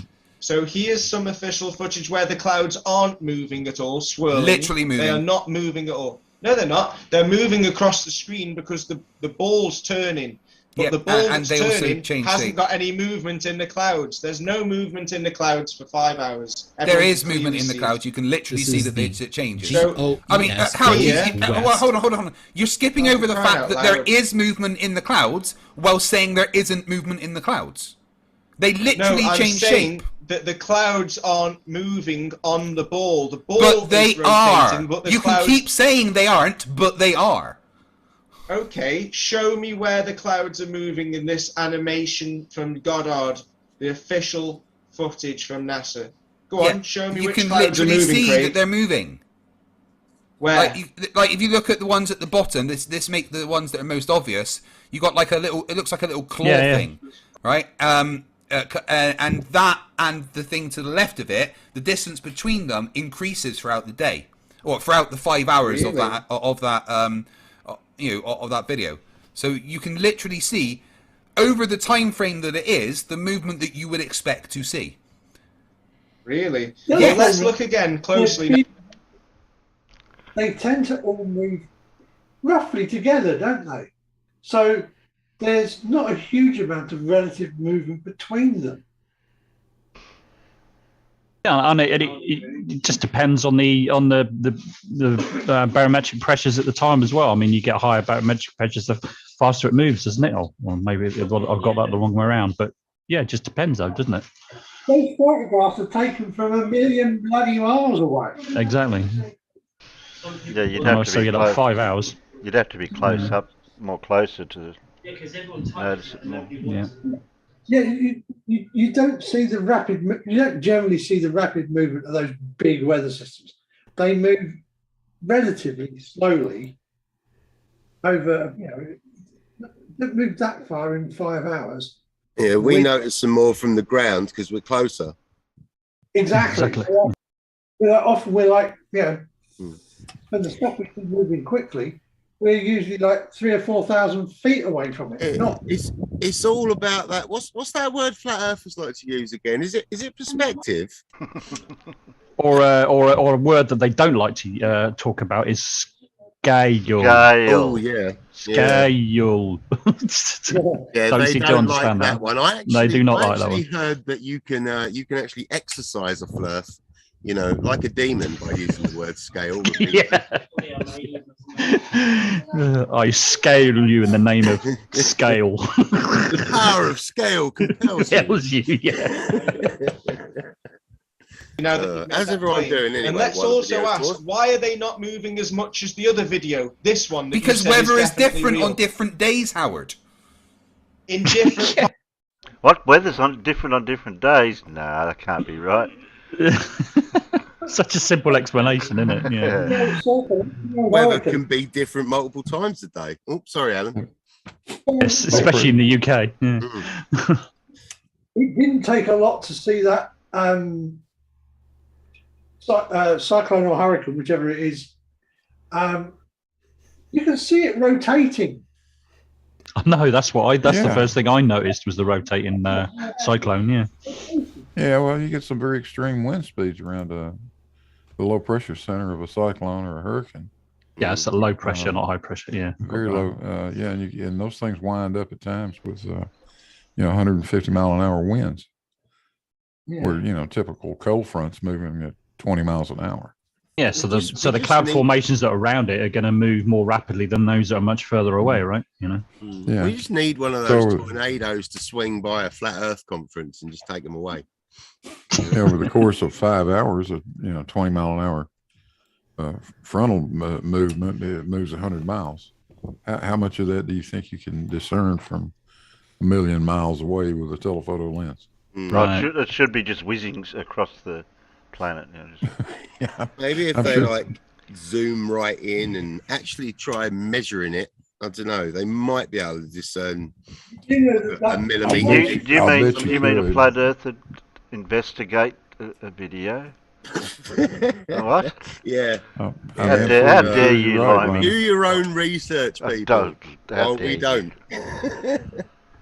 If I remember correctly, that's each pixel on the visual image is a 10 kilometer square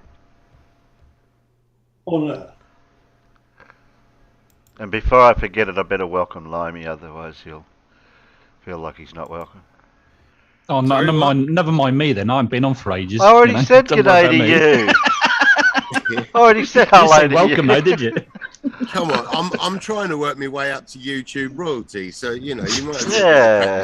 Yeah, unless our subservient scum, they just wander around the place like. You didn't bring it. You didn't bring a note from your mum, Matt. No. I can ask her. She's indoors. Speaking of, truly awesome content creators, congratulations, Blue. I heard you finally passed 1 million views. That's amazing. Oh, nice. Yeah, it amazed me too. Yeah, I had no idea. It just happened. That's brilliant. Surprise. Yeah, I was feeling all pumped up. And then I went and checked out Sideman Dan, and I'm not feeling so good anymore. It's got like 50 million or something. His channel is ridiculously massive in comparison to ours, though. Yeah, that's true. But you know what? I mean, like, there's some people kind of look at Dan as kind of like this kind of like almost like this god, he's godlike, but he's so down to earth. It's incredible. He's just like a normal bloke. He's from my part of the world, from the south of England. He's not a million miles away from my stomping ground, and he's so down to earth and chilled. It's unbelievable. Oh yeah, he treats everyone like with respect. I mean, he came on one of my streams like let me sort of interview him. I think it was back when I was still trying to get, you know, the 4,000 hours watch time and 1,000 subs. You know, like he doesn't care if you're a tiny channel. He still treats you with respect. Yeah. Like, yeah, top bloke, definitely. Yeah, nice guy. And, you know, there's proof he exists, unlike God, which is why I pray to Dan. You know? Pray to the Dan every night.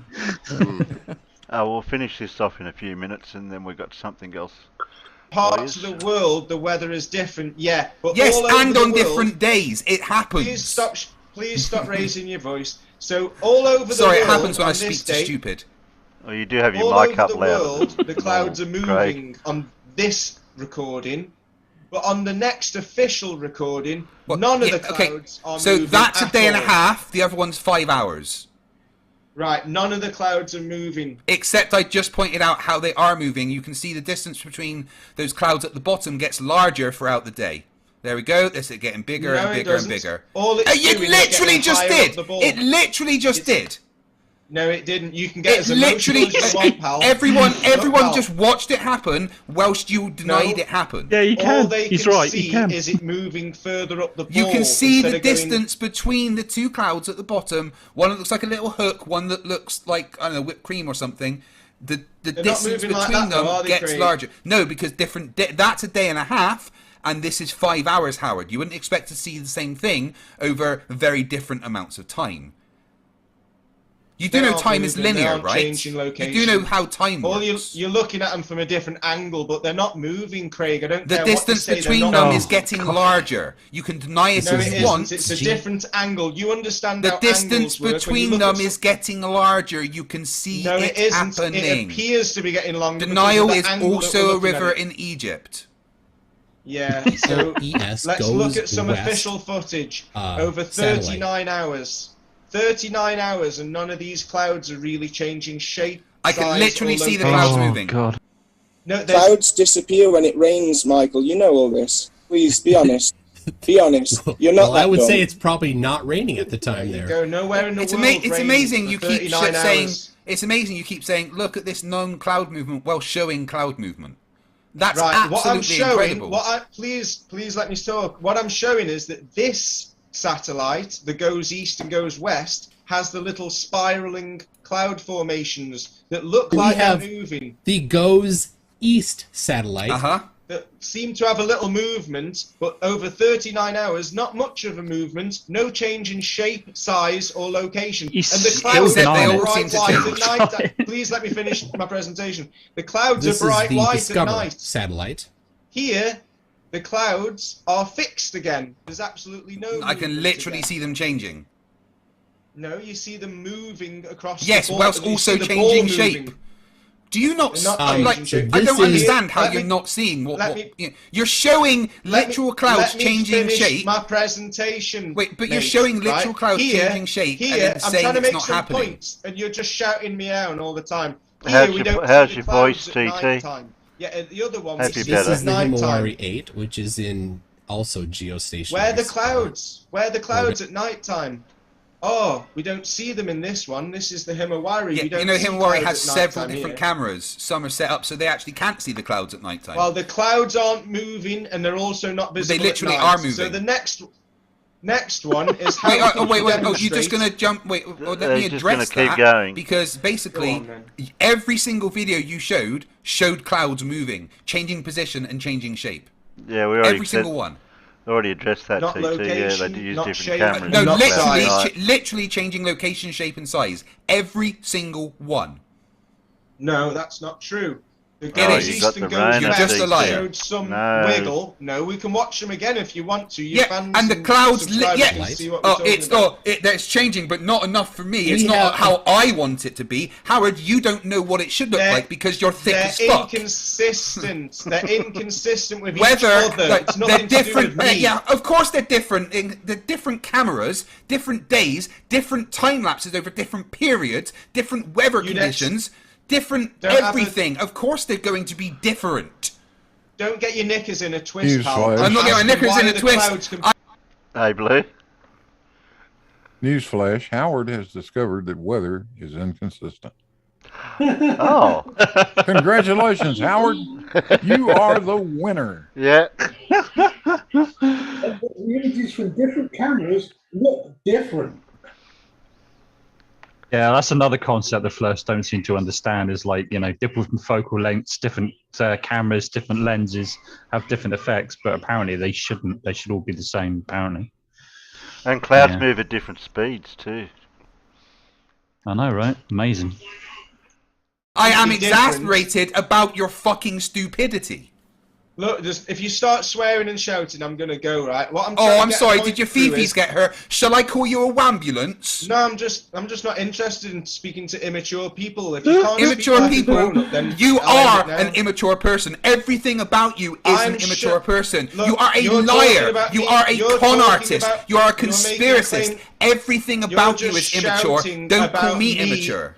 You're just shouting about me as a person. You're not addressing the evidence that I've literally addressed the evidence by saying you are wrong. Look at it. It's moving. I'm looking at it, and I can see that here there's clouds that have a little wiggle, but they don't change shape, size, or location in 39 hours. Clouds they have a little wiggle. East wiggling clouds. So Howard, so what? Problem. So wiggling is not moving then, Howard. No. Okay, all right. All over the world, from different satellites, we've got no change in shape, size, or location This is for the 39 Discover hours. satellite. Here, There was change. You literally showed showed change. What about here, Craig? There's no wiggle here. There's no wiggle at all. It's like the Goddard one.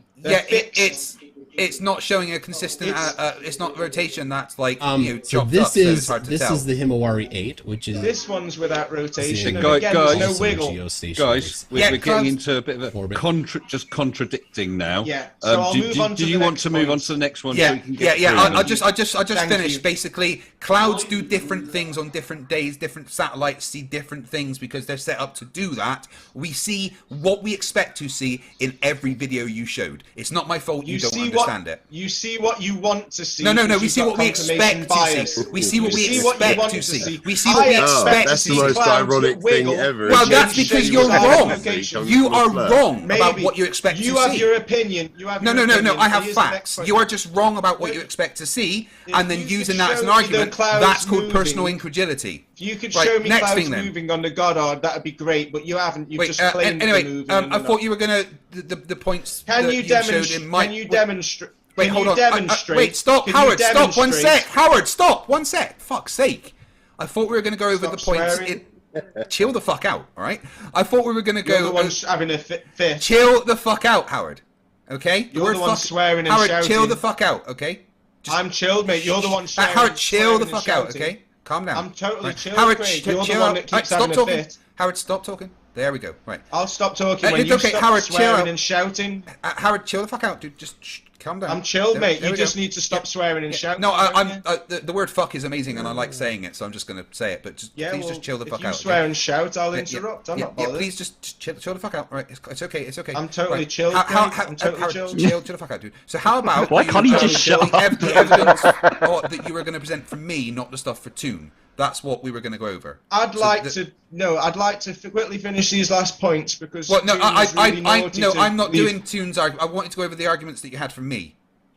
Look, you had your chance. Actually, and you that is a totally- good point, we Howard. No, you made an agreement. You said I could Yes, show yes, the but rest Howard, of my it was- presentation. That's the yes. agreement we made. Yeah, so okay, we so It stuff was for the me. presentation that you were making to fight that you were supposed to be Yes. finished. No. He agreed that I could play the rest of my presentation Yeah, after of the moved one rest from me. to Open. No, you changed that after, and everyone heard it. So my point is, why can't you show me? I wasn't arguing about space skepticism. Reflecting sunlight Howard, from behind can we it. do the points for me? I'm Here's the Mr. globe Sensible. Earth guy. Here's Mr. Sensible. Right, Howard, The I'm sun not is responding behind to you Toon's points, to as my it's points. set, and Venus is in front of you. Can you just mute After him, the Mr. Sensible? sunset, you can see Venus in the blue sky when the sun's setting behind it, and it's very clearly bright and it's flickering like the stars. Okay, yes, the sun is pause the video? sometimes setting behind Venus, Howard, but pause the video. because of Stop how and share. bright Venus Loud is noise. and how far away it is, and the fact that our eyes can't resolve it, Alright, no one can hear it, Howard. I've muted it on my stream. Turn it off. It's just a loud mess. No one can hear it anyway.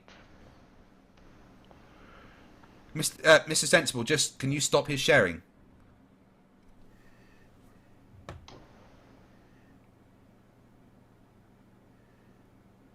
Literally nobody can hear what's going on. Just, Mr. Sensible, someone please turn off his screen share. As host, you should be able to do that, Mr. Sensible.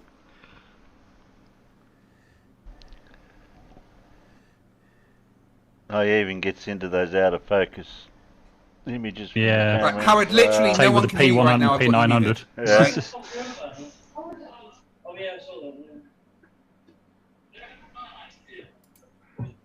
Okay.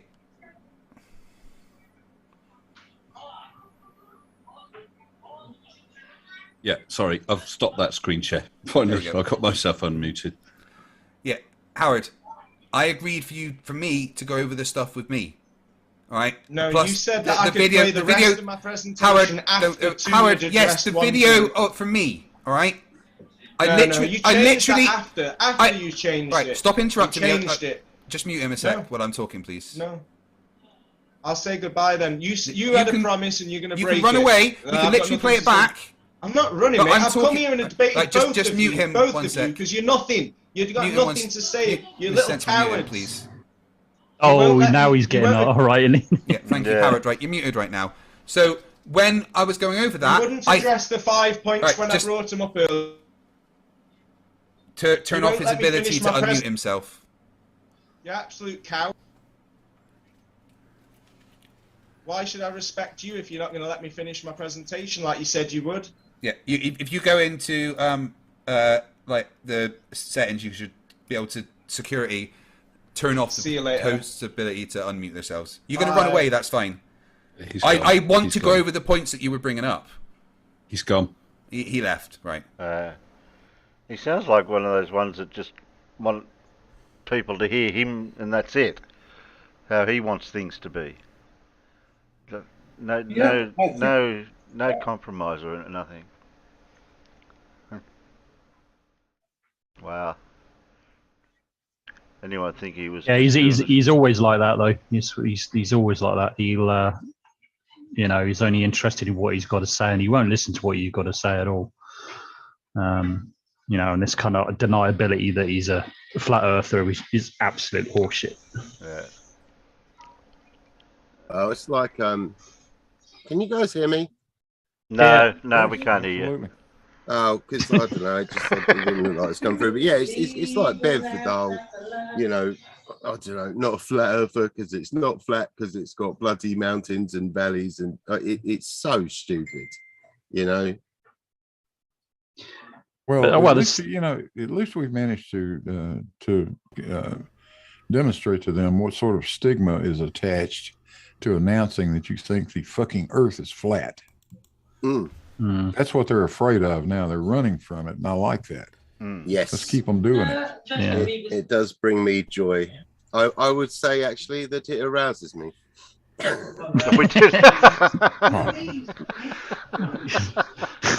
Limey. Sexually aroused. Well, this is why I love my job. I don't want anyone to be excited on my show. Well, it's the same thing as well. I'm not sure I want to go onto any Limey show. He's going to be sitting there with an erection all the time every time he does one of his shows. Like, I'm not too sure, brother. Personally, I think it makes my shows more interesting. Oh, okay. Well, whatever. Floats your boat. I never go off with you coming and stay with me if you're not careful. Well, yeah, true that. Yeah, I'll put it away for the Bedford level. Don't worry. Yeah, I'll just whip it out after once we prove to the flat earthers that it's curved. Add some new meaning to the phrase. Coming up next.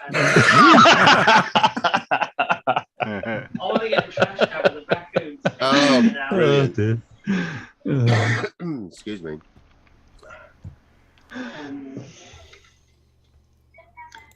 So how is everybody? I haven't seen everybody for a while. No, we've been here. I know you. I know where you've been. I didn't ask where you were. I asked how you were. I know where you are. Too busy. What with having to go to the hospital on Wednesday to get a 24-hour blood pressure check done. Oh, really?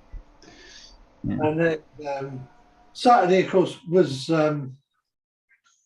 spent with the family going to the Jubilee celebrations. And can't remember what I couldn't do last Wednesday. I sort of did last Wednesday as well, didn't I? Busy man. I'm getting a pacemaker fit at the end of July, beginning of August. Damn. Yeah. Really? Yep. Alrighty. Yeah, I've got a. Well, they think it's hereditary heart disease. Sorry to hear that. You probably shouldn't be watching stuff. Almost said shit. Well, now I just said shit. You shouldn't be watching. You shouldn't be watching shit that involves flat earthers. It's not good for your heart. You know. Well, yeah, I know what I mean. It's Well, either kind of that, like or actually, it might actually keep the blood pumping through our bodies even better.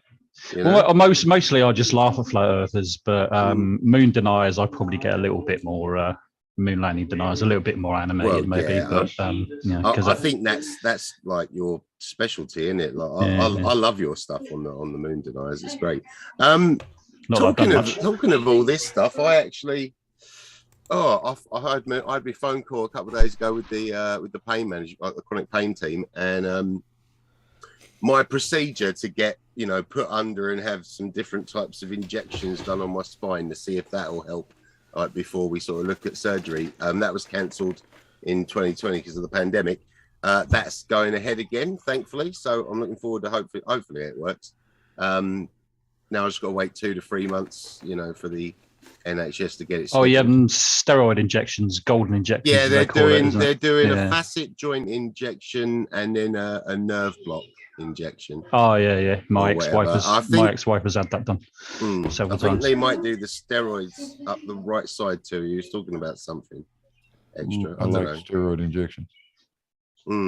I just had one in my hip about 2 weeks ago. Does that help? Well, I know with my ex-wife it helps her, that's for sure. Definitely, it does work. Cool. Not that I've had it, but... Oh yeah, you limp in and walk out. It's wonderful. Oh, nice.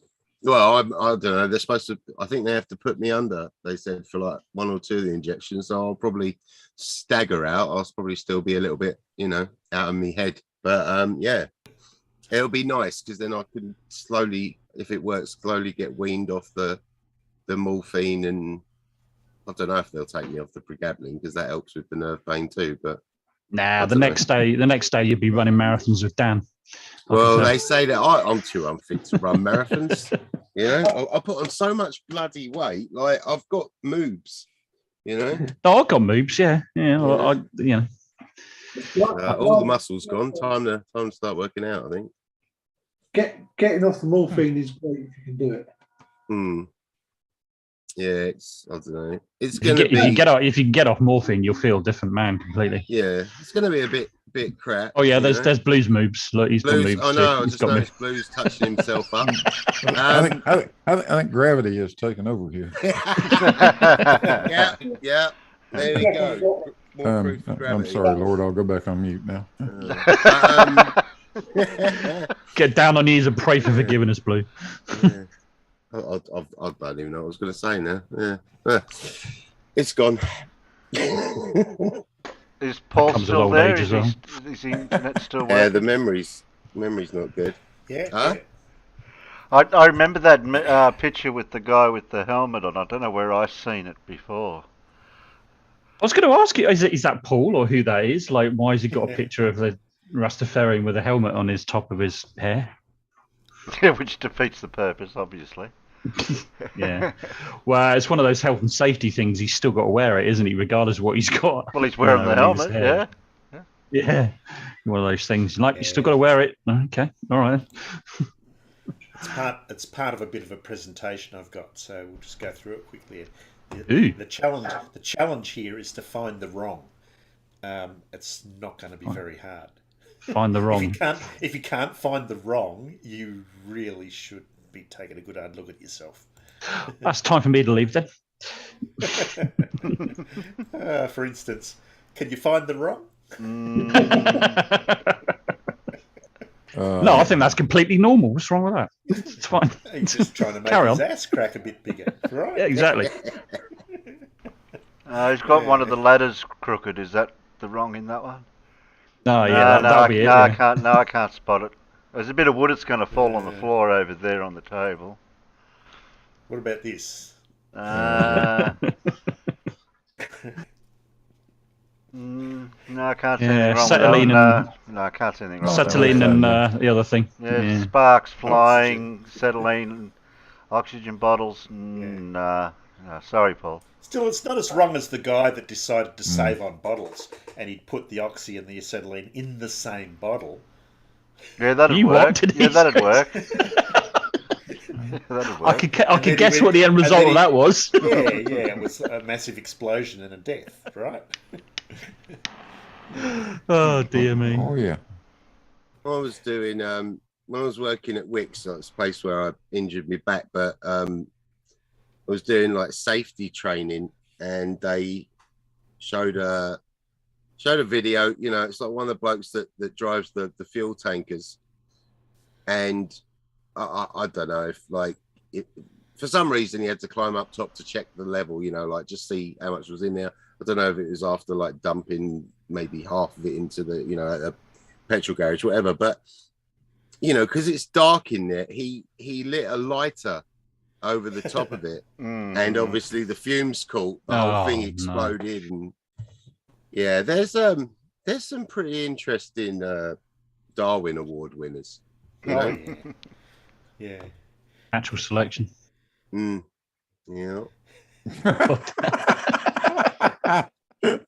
Yeah, when all else fails. Yeah. Yeah, what else do you do with an empty water bottle?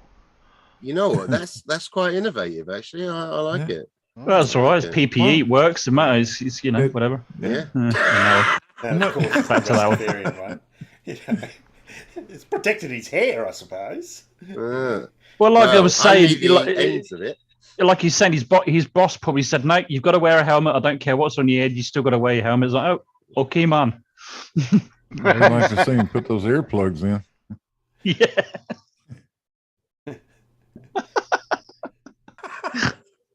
Oh dear me.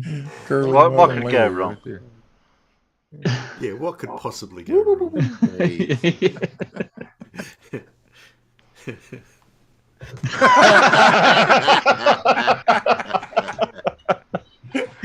All you need is some dude to come along and just pull the trigger now. Yeah. Can't make him jump. Oh yeah, you're a real cop. Yeah.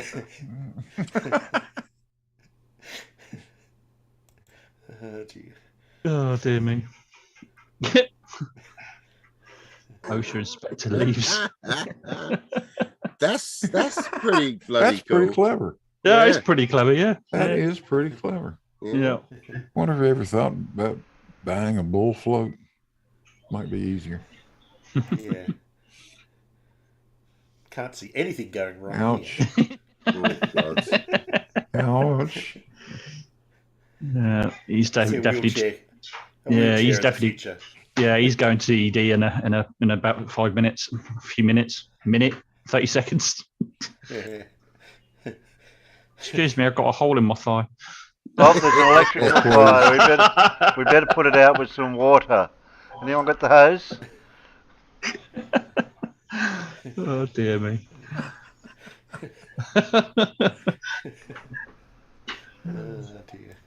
And a metal bucket as well on top of that. Jesus Christ.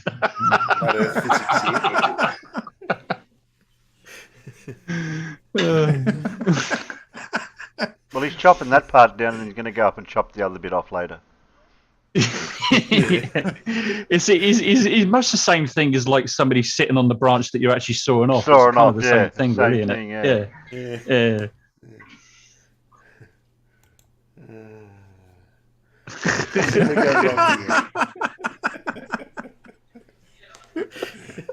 Okay.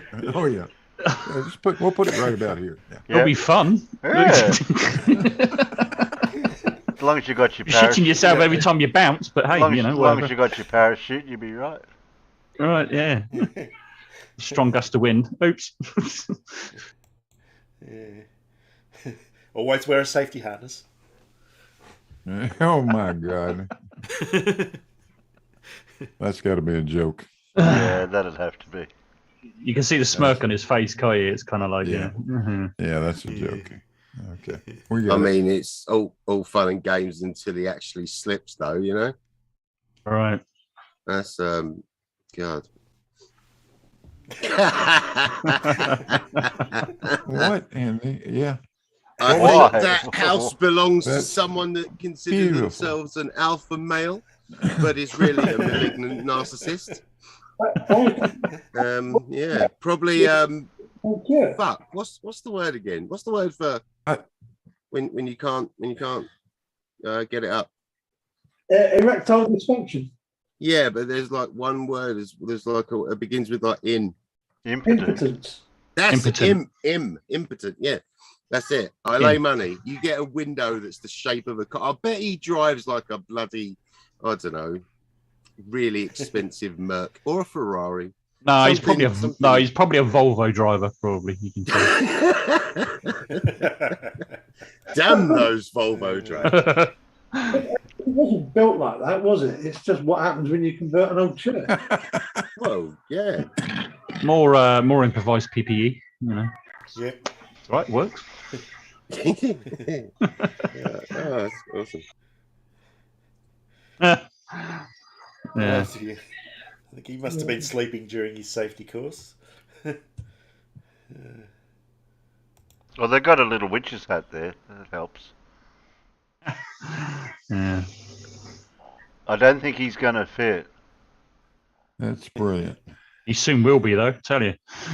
Oh God. That auger gets him, he'll fit. Yeah. Oh yeah. I just thought that would lighten the mood a little bit. Yeah, I mean, hopefully his body in the one leg will stop him getting pulled into it. He'll just lose a foot and a chunk of his lower leg. Well, unless he gets pulled in with the rest of it. Well, yeah, that's what I'm saying. Like, if his leg and his body hopefully stops him, you know, maybe. It depends how powerful it is, I guess. When it's Well, I don't want to be the. I don't want to be the one to test it.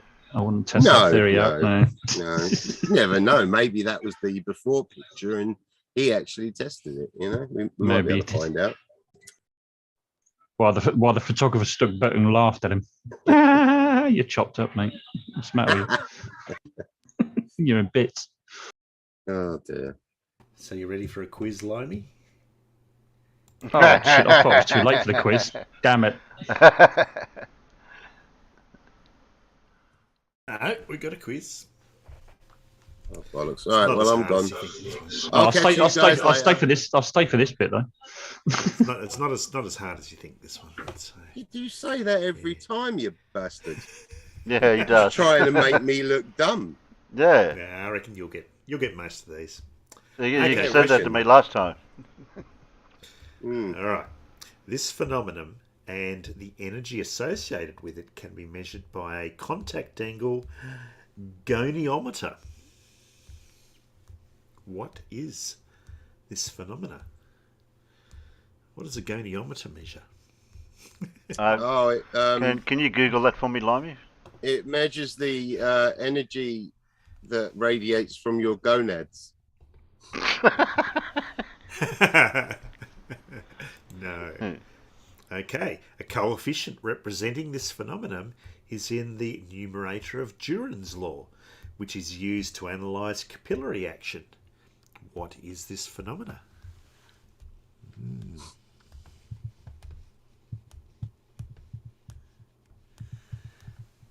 No idea yet?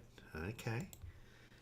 This phenomena can be measured using a vertical plate called a Willemy plate, or a slowly rising ring called a Deneuve ring.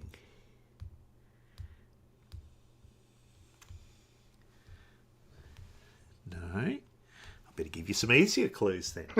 This phenomena occurs when cohesion is stronger than adhesion, because liquid molecules have a stronger attraction to each other than they do to nearby air molecules. What is this phenomena?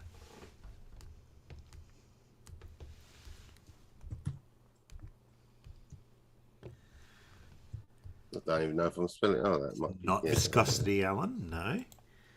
Name this phenomenon that explains why some insects are able to walk on water. Oh. Oh, thanks for the answer, Lomi.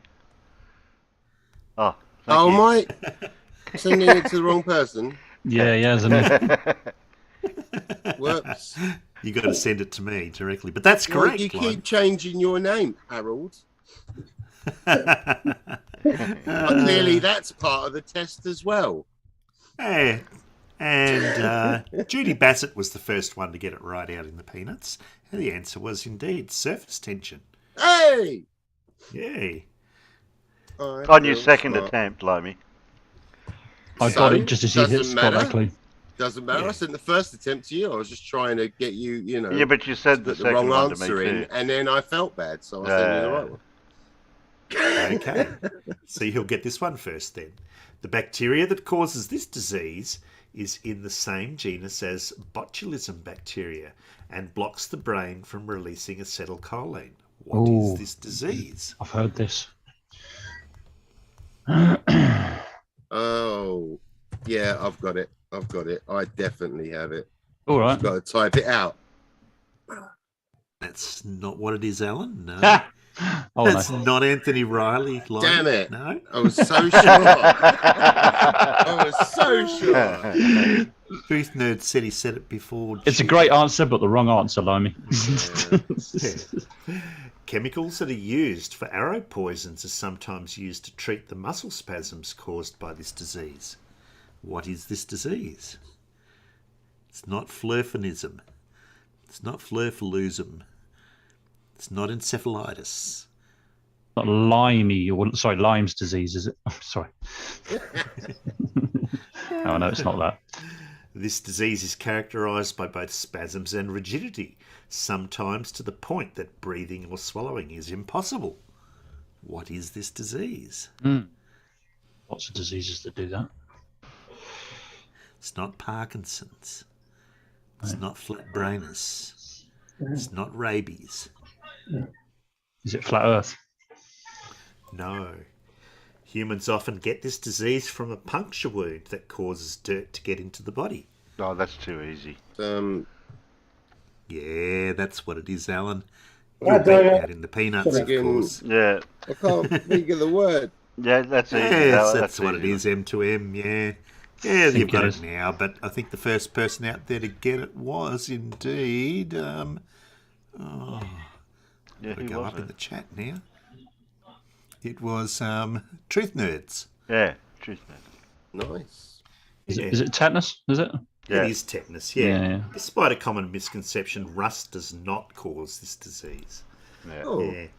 Name this disease. It used to be called lockjaw. That's right, yeah. Indeed. Tetanus, yeah. Well done. Okay.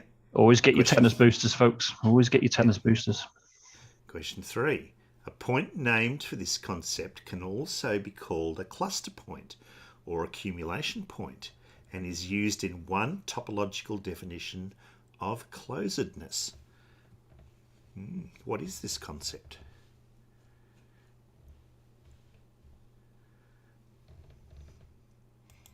Okay. Is it bollocks?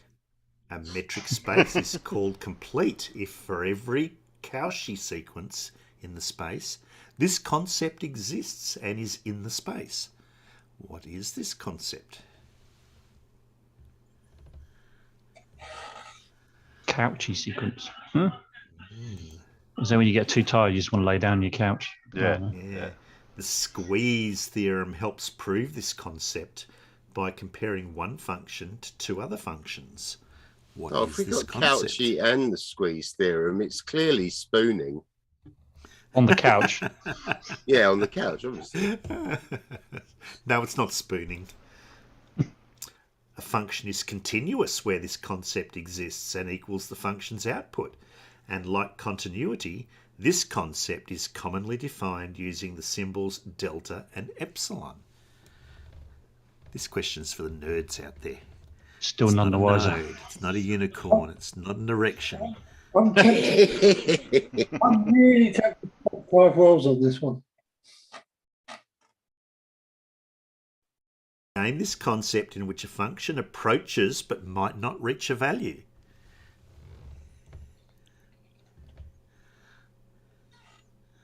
Alan has it right. Big Blue's got it right. So does Truth Nerds out in the Peanuts. Well done. It is a limit. Yes.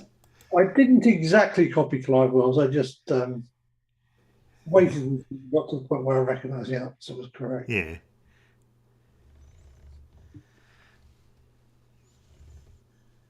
There you Clive got it first, sorry. Yeah. Question 4. Despite being outnumbered, this person was able to win a battle against John de Warenne, Earl of Surrey, by trapping enemy troops on and near a narrow bridge. Who is this person?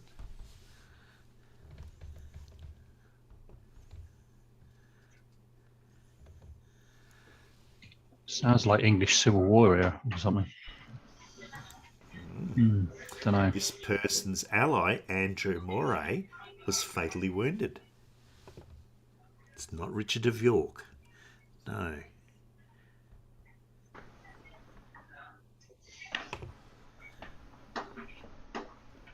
It's not Baron von Munchausen. Baron von Munchausen. This person lost the Battle of Hapru, but he was able to escape with his ally Simon Fraser. Who was it? Not Little John, not Mr. Sensible.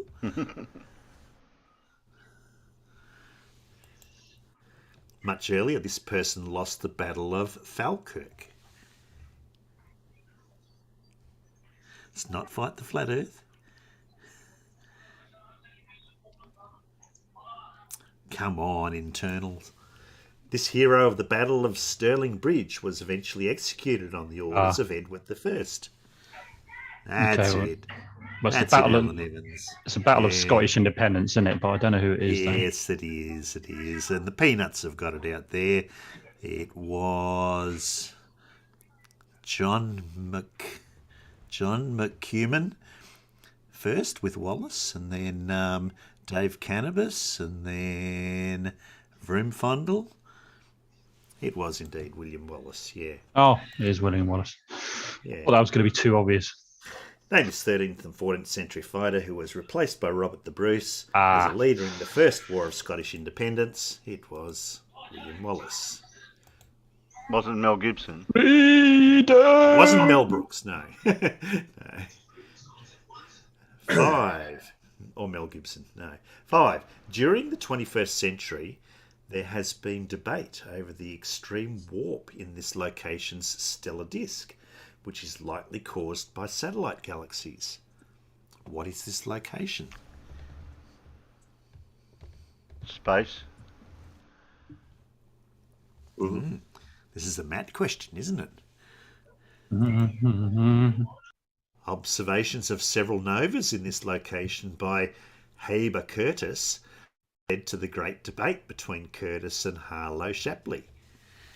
What is this location?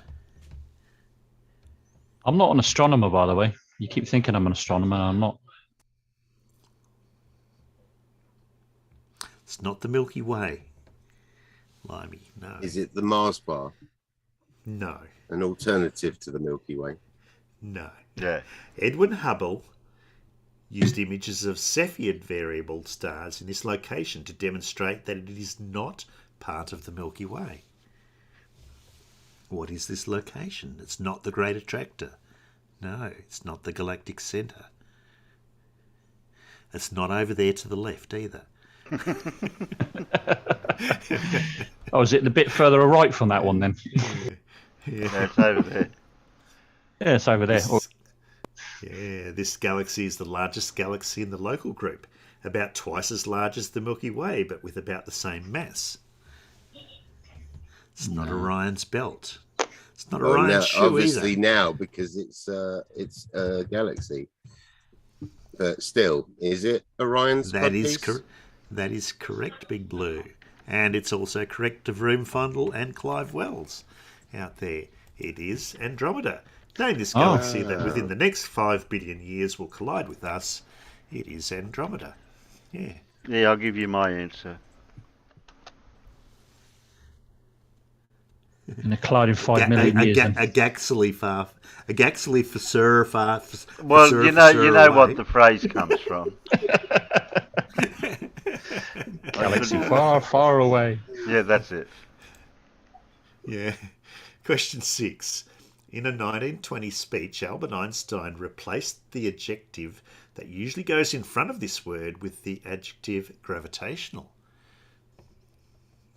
What is this word?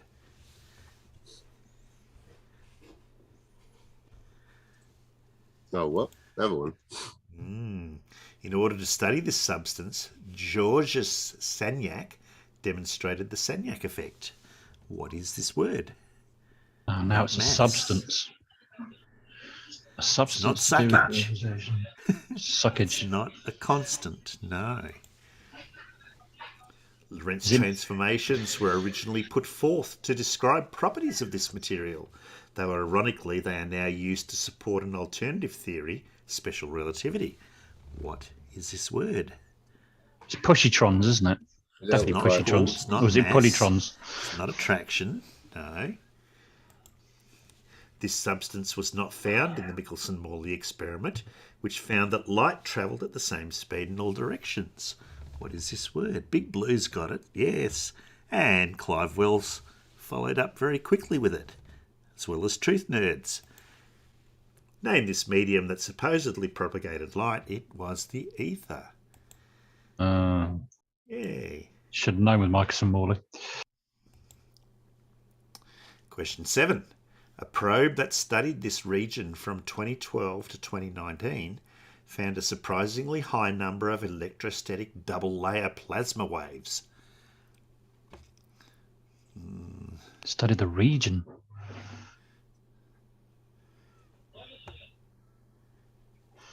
Yeah. Maybe we'll get a visit from Mr. Grimm by the end of this question.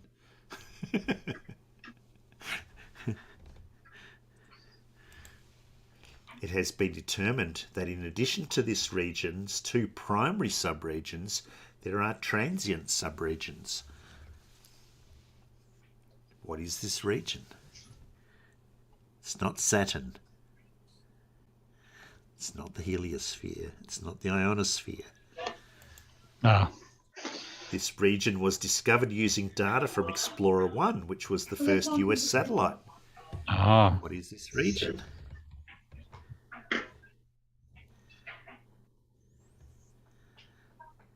Don't know the region. Explorer 1.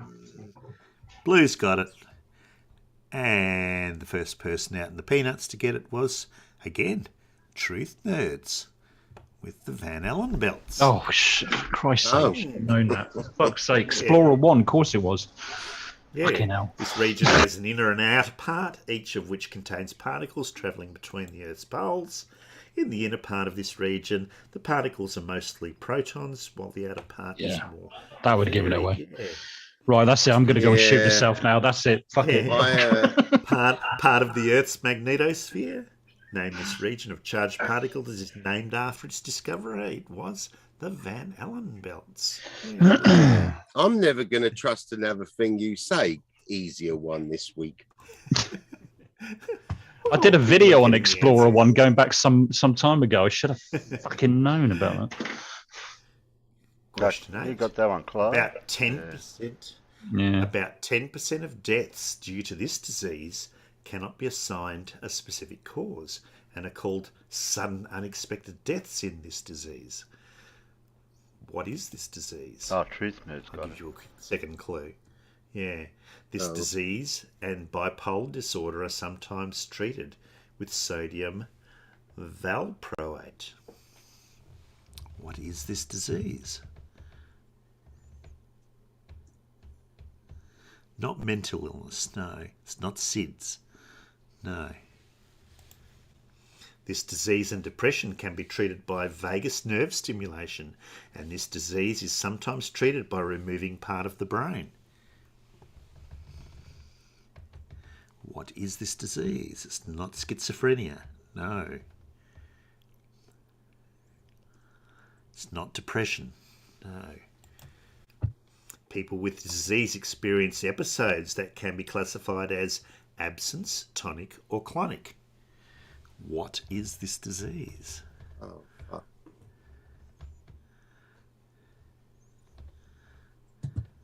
Not borderline personality disorder. No, not flurfism. It's what? It's, come on. Yay. Somebody got it. Is it the one from the film with Robin Williams and Robert De Niro? No. The Peanuts have got it out there. It is indeed epilepsy. Oh. Myoclonic episodes that people with this disorder experience are characterised by brief jerks or twitches of the arms and legs. Name this set of disorders characterised by seizures. It is epilepsy. Okay, question 9. Early examples of this technology, such as Audrey by Bell Laboratories and Shoebox by IBM, were developed in the mid-20th century. What is this technology? What were Audrey and Shoebox?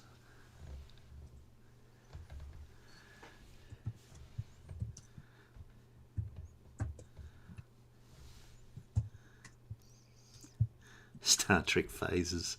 No. Not Star Trek teleporters either, Limey. Nothing to do with Star Trek, Limey. According to recent rumours, Facebook's attempts at this technology are codenamed Aloha.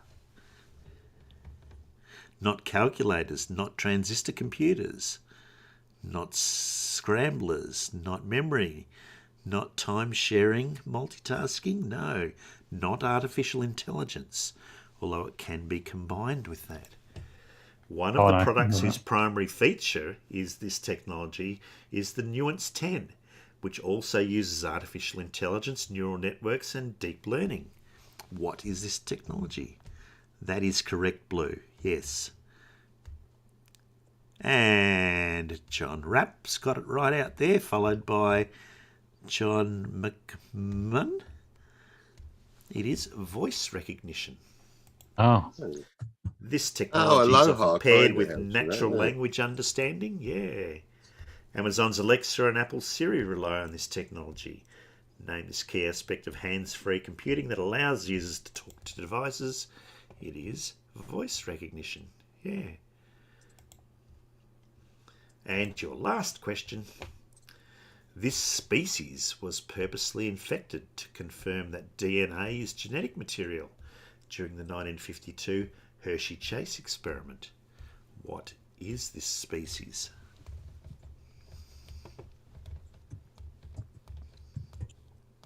Not foot in mouth disease, shoebox.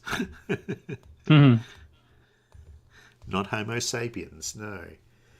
Since 1988, this species has been the subject of an evolution experiment by Richard Lenski at Michigan State University. What is this species? It's not fly, it's not clangers, it's not chocolates, it's not primates, not Drosophila. Some of these organisms produce a toxin named for the fact that they are very similar to the toxins produced by Shigella dysenteriae. Not salamanders, not cockroaches, not YECs, not tapeworms, not fruit flies. No. Be more specific, John Rapp. Not mosquitoes, not frogs. The existence of these organisms on lettuce processed in Yuma, Arizona in 2018 led to food recalls. What is this species? Not spider. Not maggots. Not mice. Name this species of rod-shaped bacteria that often lives in digestive tracts, though some strains are often responsible for food poisoning. What is it? Fuck yeah. knows. 1 Big out of Blue 10 got is it. fine. Big I know Blue what I'm got thinking it of. I can't remember what right. it's called. Yeah, Big Blue got it right, and Dave Cannabis got it right, followed by Clive Wells. It is E. coli. E. coli, that's it. Yeah, one of the most common bacterias. I mean, of course, like Big Blue, Clive Wells, and you know, as many others got it right because they've got IQs of like 4,000. No, they don't. I know. There you go. That was your quiz for the day. Yeah. Well, thanks, Paul. I'd say I'll see you Wednesday, but I'm never coming back again, prick. My apologies. I'll do an easy one. I'll do an easy one on Wednesday then, sometimes. I'll do an easy one on Wednesday, Limey. You said it's easier for the past couple of weeks. Well, that one was a bit easier than the usual hard quiz. I kind of think you're a bit of a sadist, you know. I don't know. Maybe, Limey, if I can beat you, maybe if I can should make the quiz. If I can beat you in a quiz, that'll be my goal. Did you get any right? Because I only got one right. No, I don't think I did get any right. I tell you what, we ought to have a quiz, all right? We ought to have a quiz on kind of like what flat Earth, the stupidest things that flat earthers have said in the past. See if we can like jog our memories or something. That quiz would be way too long. Yes, you know, it would be for one stream. Yeah, yeah, we haven't got. It'll be fun though. Yeah, because you get some flat earthers always say the same things over and over and over again. You recognise them when they say it, don't you? You know, certain things that they say. I'll just put it all under the umbrella of saying something stupid. Right, exactly. Like who said this or who did this or who, you know. Well, they all copied off one another from the beginning. So, what do you do? Well, I mean, like nobody's actually copied when Geometry said he was. What's the word he used for abandoned? Banded. He was abandoned, wasn't he? Do you remember that? What was the allocations? Oh yes, the Cations. Cations was good. Yep. The Cations. Yeah. That was fun. That was fun. Well, you found them right next to the onions. I kind of the first time I watched that, I joined like I put the live stream on literally right as he was talking about that bit, and as soon as I heard Cations, because I didn't have any context, I actually thought he was talking about Cajun people. That was the only word I could think that he might say Cations for, you know. But no. Well, you can always do me beer bottle quiz for you, Limey. Yeah, I don't know if I did. Beer bottle quiz. Yeah, yeah. You've done that a few times. Beer bottle cap. Maybe. Yeah. Maybe. I've still got a heap out there, so we're not going to run out in a hurry.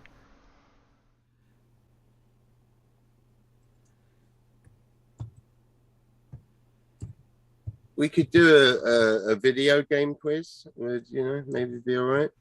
Well, we could take turns, like somebody different, like after Paul, like roundabout or something. Maybe we can all do a quiz each or something. Well, 5 questions or something. Now that you mention it, Matt, TT guy's lining up a quiz. Oh, was he? Oh no, okay. Yeah, but he can't at the moment. He's a bit preoccupied with something.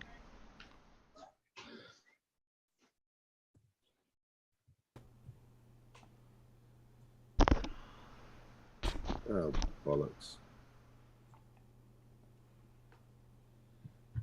Well, I've got a heap Thing is, if I do a quiz, you know what it's going to be related to, don't you? You know, the moon. So. No, not necessarily the moon. No, not necessarily. Okay. Not necessarily. Not necessarily. Celery or whatever vegetable you like. Oh, fucks. Oh, sorry. Fuck's sake. Yeah, no, it doesn't matter. I'm just really screwing up my edit apparently today. Clive, Very healthy these days, Limey. I've got to say, you're looking good. Yeah, I'm eating more chocolate. That's clear. I've got a general glow of happiness. Is that combined with just giving up? Is that your secret to looking healthy? He's eating loads of chocolate, is it? I'm gonna have to do that. Yeah, Damn. dark chocolate. It's good for the skin. How dare Clive Wells suggest Lindsay Harris theory quiz? Oh, God, no. Yeah, that is an impossible freaking quiz. I mean, nobody understands what he says half the time anyway. That's my desk drawer. My top desk drawer. Oh, bloody hell. Jesus Christ. How much fucking chocolate have you got, mate? Fucking hell. Only a few. Is that a day? Is that like a week's supply, a day supply, an hour, or what? This is British chocolate. That's different to Australian chocolate. Like maybe a good few days, probably. Oh, that's not too bad. A few days then, but still. You got a Mars bar in amongst them? Hopefully. You got Mars bar? No, I think I didn't get any of them this time. I've got Boost bars and a couple different types of dairy milk and Cadbury's Boost. Yeah. Yes. Slightly rippled with a flat underside. Do you remember when they first came out and they had all the different flavors of Boost? Like, I don't know why they dropped down to just the one, because the other ones were amazing. Yeah, they were, but I don't think they sold very well, so they just scrapped it and went back to the original.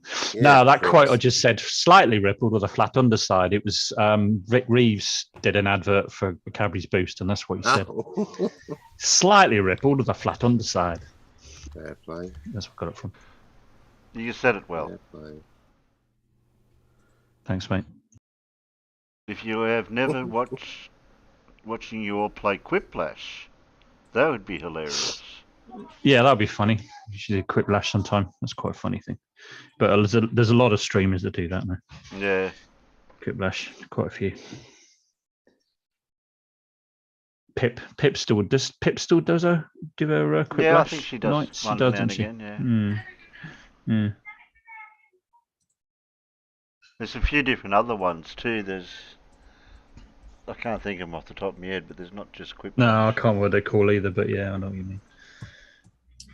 I think there's like Jackbox, isn't there, as well? That's kind of similar. Well, Jackbox does Quiplash, doesn't it? Or does it? Yeah, it does, doesn't it? That's Jackbox. Oh, I thought they were different.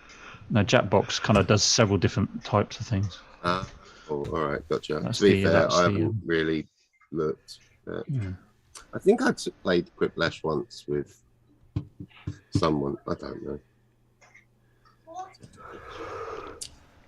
What the? Okay. Oh, yeah. Oh, there we go. Sorry, important work. I'm claiming a free video game.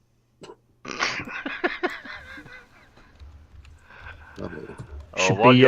Should be seeing some. Sorry, go ahead, Terry. Go ahead. Oh, Dan, better Dan. Yeah. Yeah, these are Dan's quickies. He's doing 2-minute ones now.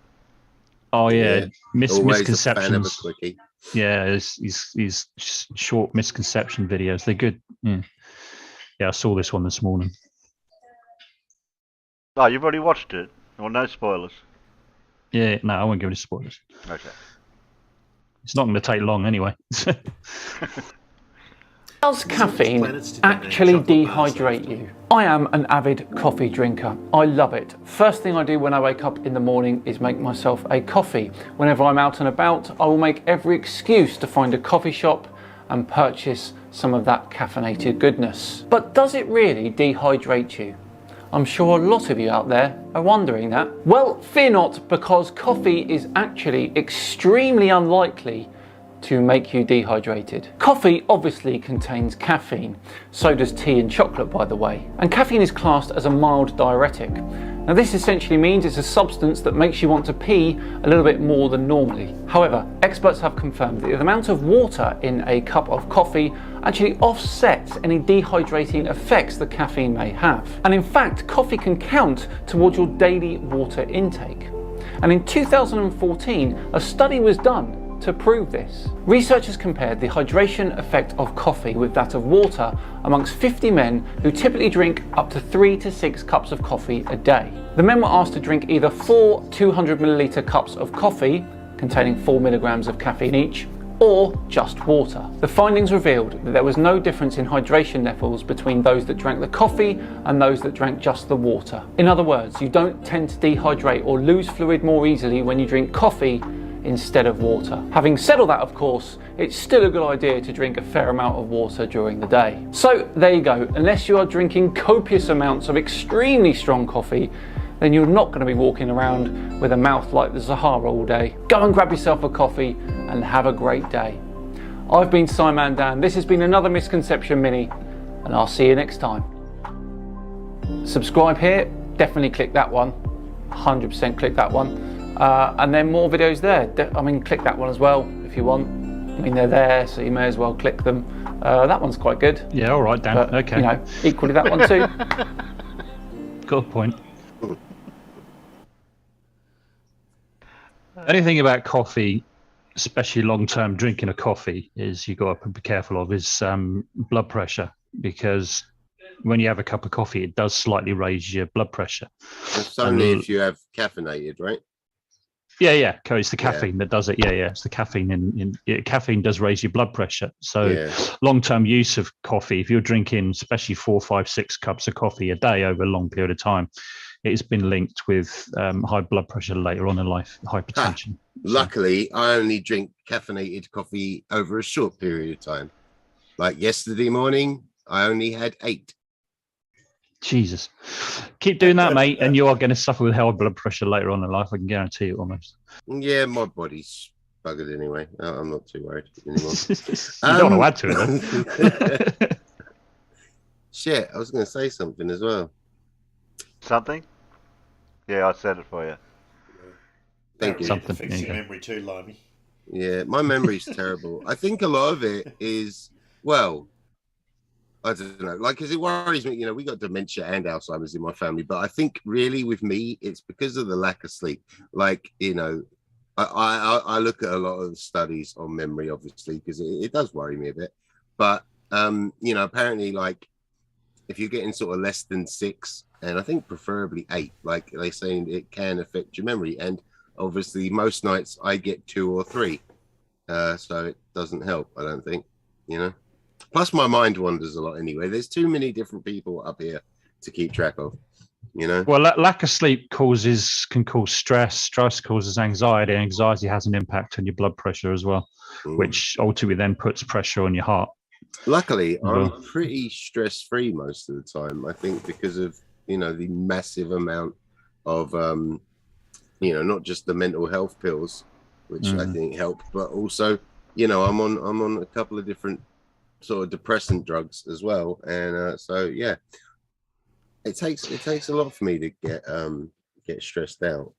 Some antidepressants actually do sometimes suppress sleep. So it depends on which ones you're actually on. It's not that unusual when you're taking antidepressants to have a bit of problem with sleeping, although I've moved to taking them in the morning instead of, because I was taking them at night time. I switched to taking them in the morning. Bloody I think I take them as well. I don't think it makes a lot of difference, mate, because the antidepressants will only work over a long period of time. You have to be taken for quite a while before they have any effect. Because they're still in, like, they're designed to be in your system as well. 24 hours releasing their shite, aren't they? And then it can take, antidepressants really can take several weeks or months to actually have an effect. So I don't think it matters really whether you take them at night or in the morning, really, to be honest. Whatever works for you. Well, I've been on them for years, so I don't know. Yeah. Anyway, I think a lot of it's the bloody back pain, actually, isn't it? Because, like, because I move a lot in my sleep, and because my lower back is constantly pinching on the nerve root. When I roll, like, it just, I don't know, it hurts, it wakes me up, and then I can't get back to sleep. Yeah. What's the peanut saying out in the? What are the peanuts saying out in the peanut gallery, Blimey?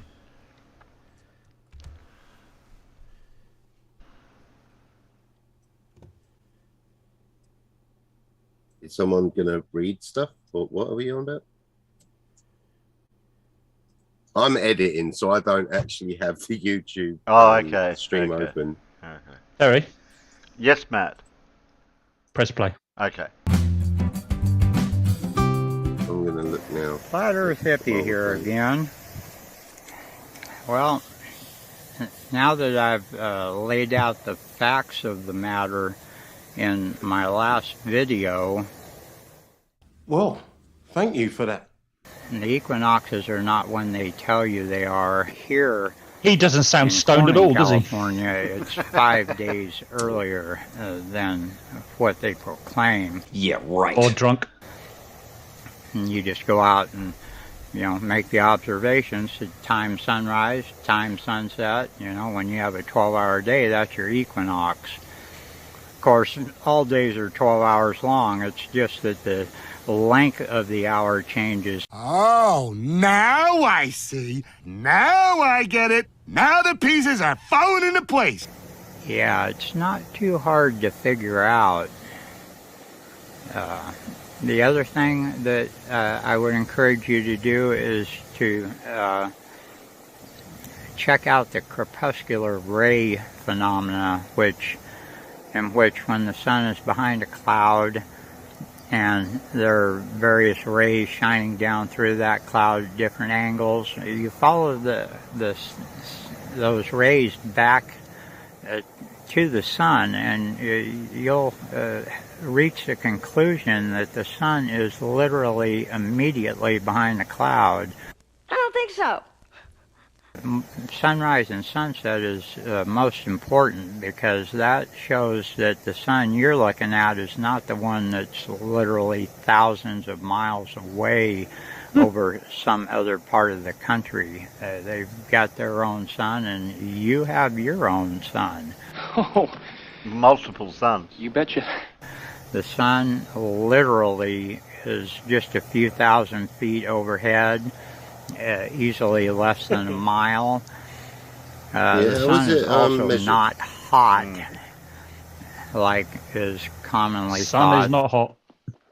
What did you say? I hope one day we've got the technology The to sun send isn't one hot. of them to the sun so they can just, because you the know, sun touch it. would do Touch it. something to See. those clouds that it's immediately behind. However, the Not that frequency they'd that we close feel enough, that obviously, the field perturbation that comes from the sun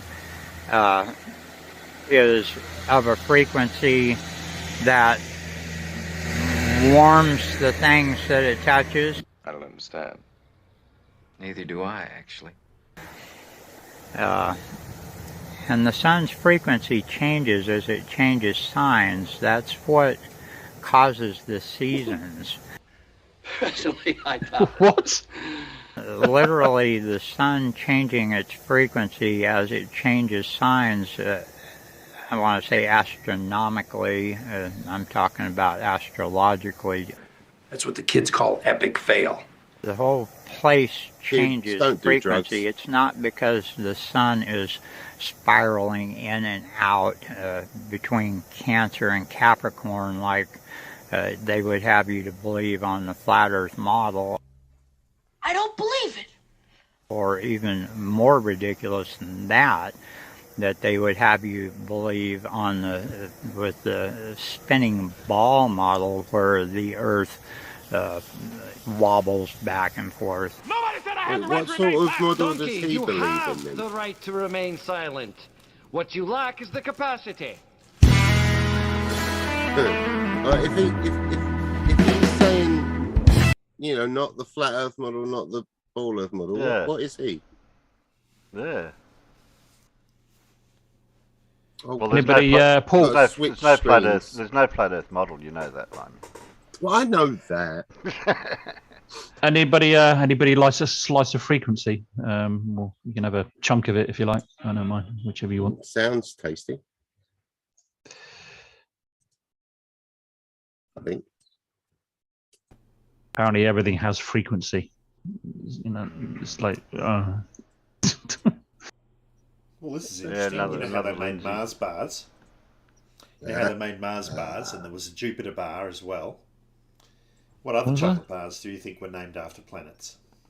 Well, Milky Way. I mean, that's not a planet, but it's definitely not Uranus. There is a star bar. That's where you're wrong, Terry. Here as well. What? There's a Uranus bar. There was a chocolate. Yeah. It's pronounced Uranus. Okay. Yes. Just you know. No, you say Uranus one more time, I'm going to have to slap you. Sorry. When I was a kid, it was Uranus. Just And like on Pluto the- was a and- planet. I'm not Jesus. accepting these changes. And on the wrapper for the bar, it's got Belgian milk chocolate from Uranus. Slap you as well. Oh, best stream ever. Or was it always Uranus? And like maybe it was just the kids called it Uranus at school. Yeah, it was always been Uranus. Okay, all right. I remember correcting my teacher, and he sent me out of the class, and he kept saying Uranus. I said no, it's Uranus, and he just said stop saying it, and he did it again, so I corrected it again, so I got sent out of the class. What a wanker! Yeah, I know, right? Could being a geek, it's like it sent me out.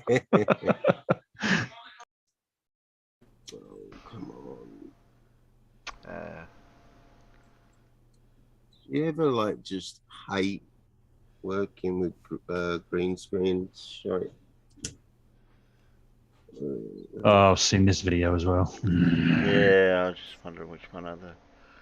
I love Everett Anderson. He's got a more recent one, Everett Anderson. I love his style. You know.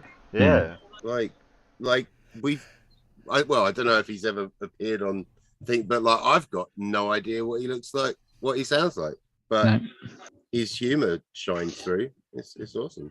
Hello, wonderful people. Yeah, Wonderful we've person. got. Is Mars helicopter about to end its mission? Major problems discovered. Yeah, did you Yeah, that sounds good. The Did you James Webb see how Telescope updates what planets will it study first when images are coming out for that one? That looks interesting. Mars heli. I like the Mars heli Was one. ancient universe full of dark stars fueled by dark matter alienation? What's that one? Oh, that's Did you I'm not worried about that you one. see how well his fundraiser that he started, because like sadly his baby died, didn't it? Didn't he? I'm sure it was a boy. Which 100,000 or something. Yeah, like it's amazing. It really is. And I don't know, like, to be honest, and I know he said he was like, he had a lot of videos sort of ready to do, but I'm sure he's back to making content. I don't think I could bounce back, to be able to actually continue providing content for viewers, not like, I don't know. He's such a nice person as well. And it just, I don't know, breaks your heart, doesn't it?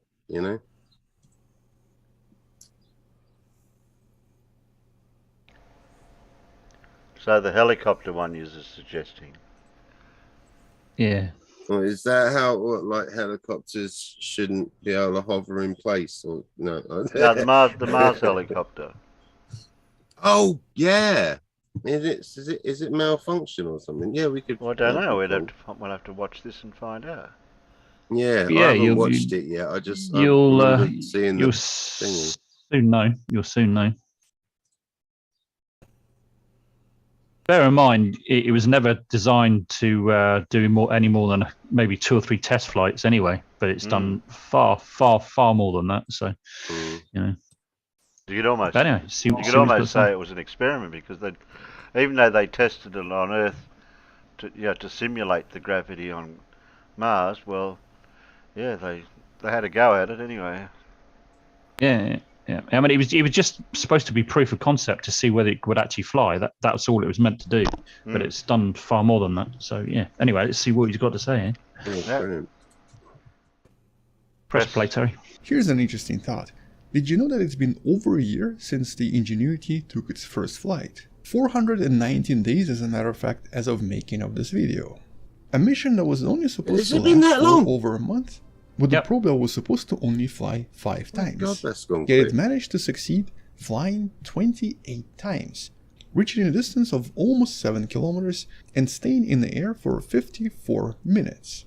And that's just absolutely mind-blowing when you think about this flying on a completely different planet that barely has any atmosphere, less than 1% of atmospheric pressure on the surface of our own planet. Yet it works, and it worked really well for over a year, although it's now having its first issues. A few issues, as a matter of fact. Hello wonderful person, this is Anton, and so today we're going to be discussing the Ingenuity probe once again and talk about some of the recent achievements along with the new issues that it's facing, including the issues that might officially end this project. Although possibly not yet, but maybe in the next few months. And some of the first issues it started to experience were back in early May. For approximately 2 days, on May 3rd and May 4th, the Ingenuity team lost contact with this probe. They're not entirely sure why yet, but they think it's because of the battery. The battery located right here that essentially is responsible for powering everything on this probe.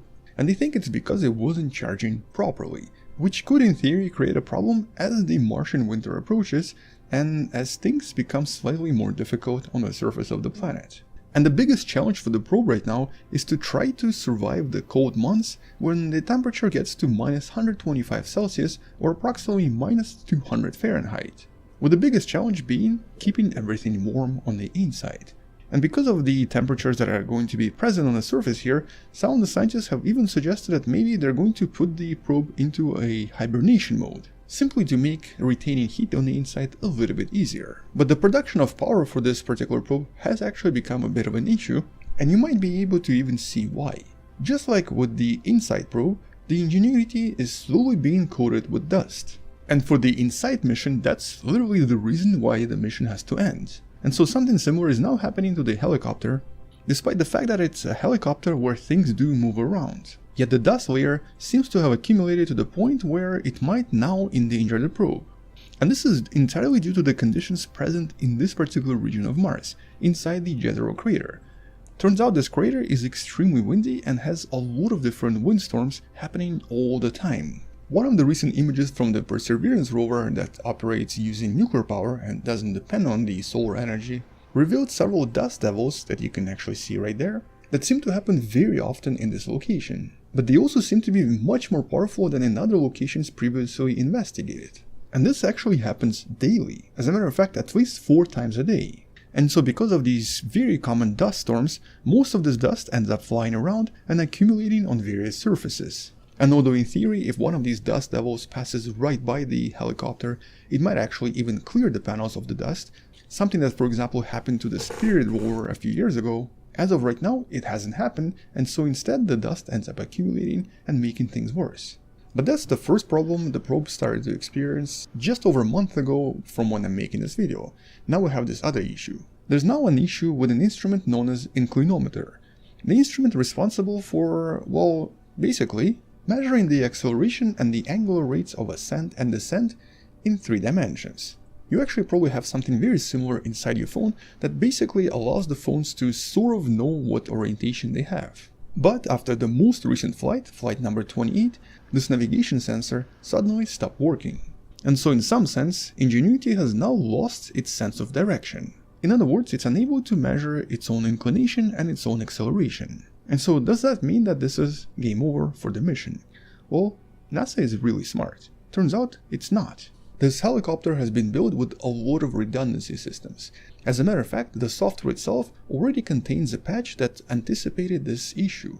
The patch that's essentially going to be sending fake data to a lot of other instruments, pretending that inclinometer still works. And since the other instruments are still okay, such as the laser rangefinder that measures the distance, and the navigation camera that uses actual visual information to try to guide the helicopter as it flies, theoretically it's still possible to proceed with the mission and to conduct 29th flight. Although in this case the algorithm still needs to receive some of the information about the pitch altitude and the roll of the helicopter itself. That's of course the main purpose for the inclinometer. And so generally it would send certain types of information and certain types of data to other instruments. But in this case, it seems to be sending some kind of garbage data. And so to solve this problem, the patch is now going to replace the garbage data with basically fake data. And assuming that the helicopter doesn't do any crazy maneuvers, it still should be possible for it to fly and to possibly even fly normally, based on the previous data available from previous flights. And so at the moment, for a few weeks now, NASA engineers have been trying to apply and to test various patches by using the models here on Earth to see if they're actually going to work on Mars, specifically preparing for that 29th flight. We don't really know if it's going to work yet, but they think it might. And if it does, this is a completely new record, flying a probe with a broken instrument, a helicopter, in very hostile conditions, and way past its due date. A mission that just doesn't seem to want to end. And interestingly enough, since the last video I made about this mission, when I discussed the first 23 flights, during the 25th flight, it now has even beat its previous records, the longest distance and the highest speed of any flight so far. During that mission, it managed to fly for over 708 meters at a speed of about 5.5 meters per second. And during the previous flight, Flight 24, the engineers also realized that you don't really have to spin the rotors as fast anymore because the density of air on Mars has increased. And so in this case, the helicopter was actually able to fly, spinning the rotors at just over 2500 RPM, as opposed to 2700 RPM that was used during the previous flights. And that's actually because the air density on the red planet has increased because of the approach of the fall, as everything slowly falls to the surface and the air becomes a little bit denser. Which means that it's a little bit thinner during the Martian summer. And then during the last two flights, the Ingenuity slowly made its way closer and closer to the river delta. And for now, it's just basically resting, not really doing anything specifically interesting. Although after a month on the ground, there's a chance that it might have accumulated even more dust, and so restarting the mission for the next flight might be even more challenging. And so at the moment, we don't really know if the Flight 29 is actually going to happen. Nevertheless, you have to remember, it's been over a year now. All of this has been functioning way past the due date and past expectations, and so what the NASA scientists have been able to achieve so far is already mind-blowing, and will very likely teach us so much about Mars in general and provide a lot of data for some of the future helicopter missions as well. Something I've discussed in one of the previous videos and you can learn about in the video in the description below. But I guess for now, if the mission does finish, it means that all of the focus is then going to be on the Perseverance rover that's actually been doing a lot of science already. Which means that in some of the future videos, we're probably going to be mostly focusing on the Perseverance rover, not so much on the helicopter anymore. And so for now, there's maybe a slight chance that this is the end of the mission. And there's a slight chance that the mission will now be about Perseverance only. But if anything changes, I'm going to make sure to follow this up with another video, which means that you should probably subscribe. On that note, check out some of the previous videos about the mission and some of the facts we'll learn about it in some of the videos in the description below, or possibly somewhere right there as well. Thank you for watching, subscribe if you still haven't, share this with someone who loves learning about space and sciences, and maybe come back tomorrow to learn something else. Support the channel on Patreon by joining channel membership or by buying the Wonderful Person t-shirt that has the beautiful helicopter as part of its design in the description below as well. Either way, come back tomorrow, stay wonderful, and as always, bye bye. Bye bye.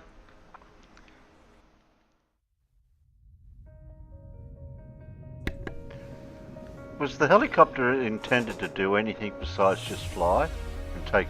No. Not this one, no. No, later variants probably will do. It's got no instrumentation apart from the avionics that control its flight and stuff like that. It doesn't do anything else. It's just, yeah, like you said, it was just proof of concept to see whether you could fly something like that on Mars. So, and it's proved that, yeah, absolutely you can.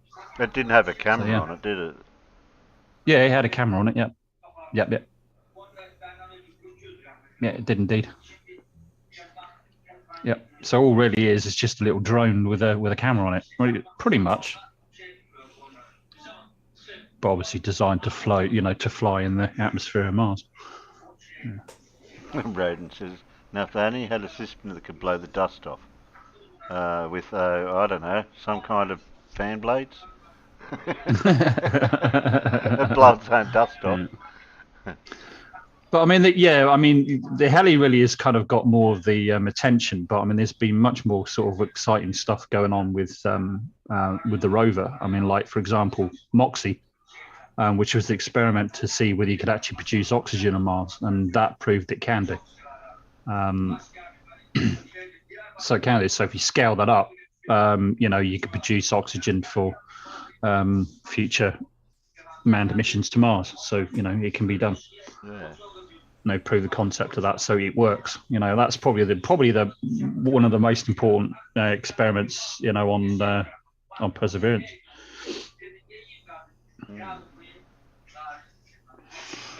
Or Percy, as it's known as. Yeah, I couldn't believe it was been a year already. That's gone quick. Yeah, it has, isn't it? Yeah. Oh, more than a year. It was like, what was it? It was like 419 days or something. Mm-hmm. Yep. That's crazy. Well, it took a month or so before the heli, the little drone was actually released, because it moved around quite a bit, didn't it? For about a month or so before that was released. But yeah. But yeah, I mean, it's found more solid evidence of liquid water on Mars. So it definitely did at some point. And it found that alien doorway. Yeah. Well, funny you should say that about alien doorways as well. I mean, one of the reasons that they thought they want to have drones on Mars was because to cover kind of wide areas very quickly, because if you do get humans on Mars, then the best thing for humans really is to be underground because of the radiation. So they think that there's lava tubes, which would be the ideal place to build, a small Mars base. If you've seen the docudrama Mars, if you get a chance to watch it. It's a brilliant series. There's 2 series of it, and it talks about that. Yeah, so that's one of the reasons that that they want to sort of get those sort of things, because you can get, if you had several drones like on a mothership, several of them going around, they can see a much wider area very, very quick, much quicker, rather than just sort of like maybe having just one or two. Did they verify that these tubes there, are they? Lava tubes, yeah. Lava tubes are kind of like tubes of lava. Yeah, I know what they are. Get more lava in them. Yeah. Are they definitely not going to get more lava in them? They verified it said these tubes there, have they? Well, I don't know. I'm not sure that they verified that there's tubes there or not, but they think there should be. So it's a case of finding them. Yeah. I mean, there's other ways that they could don't necessarily have to be underground. I mean, they're talking about building habitats with 3D printers using the Mars soil, right, to produce these domes, and then have like a pressurized system inside it and stuff, all that kind of stuff. So yeah. How long after hearing about all this do you think that there will emerge lava tube earthers? That believe there is another society living down there. Oh, you'd be surprised, mate. They cause the volcanoes to erupt and earthquakes. The earthquakes are caused from house parties. Or it could be hollow Mars, not like hollow Earth. I'm going to look into this crater Earth theory, where apparently it's a flat Earth that's in a crater of a sphere. Which this bloke someone sent me like a link. I think it was on BitChute. He's done over 40 videos in his series on it. So yeah, it's going to be fun. It's going to be interesting. We'll finish off with the usual Simon's longer one. With Dan. It is obvious that the flat Earth is finished. It is now obvious. Yeah, sorry. Terry? Yes, Matt. Press play. Okay. Mikey Smith is a flat earther who recently passed urine on a live stream. I know, it's horrible, isn't it? But at least he doesn't drink his own. Hey, Dave Murphy. Anyway, Mikey's been a busy little flat earther, so we need to pop over to his channel and give him a thorough debunking, don't we?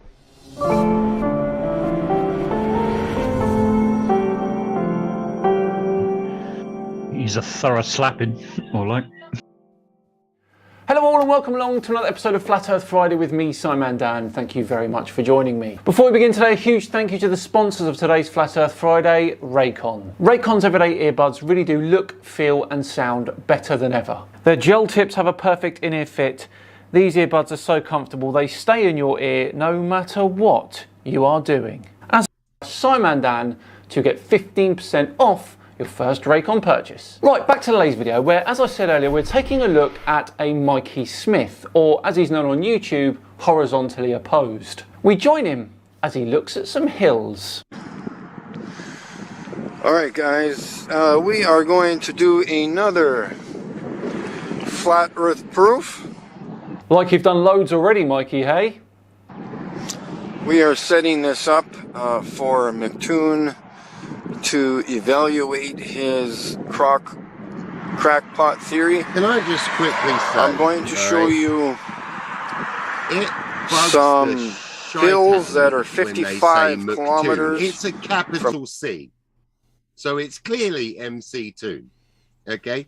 And not to mention, if you watch his videos, he actually says MC2.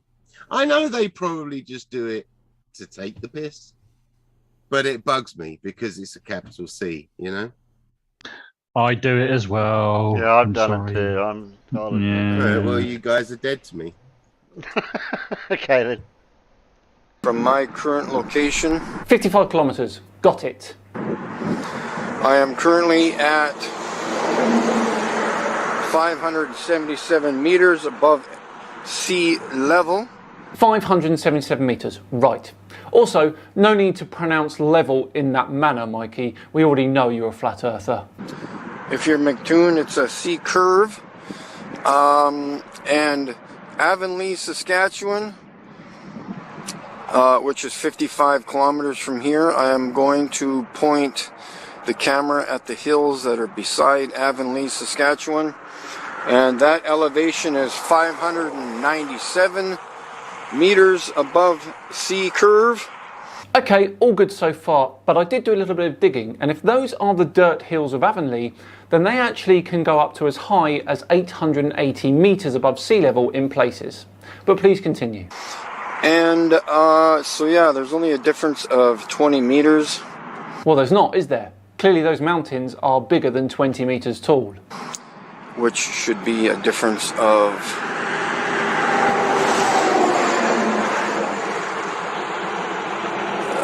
I don't know what it should be, but it should be hundreds of feet of curvature, 500 or 600 feet of curvature, give or take. Oh, should it? Really? And I'm going to show you the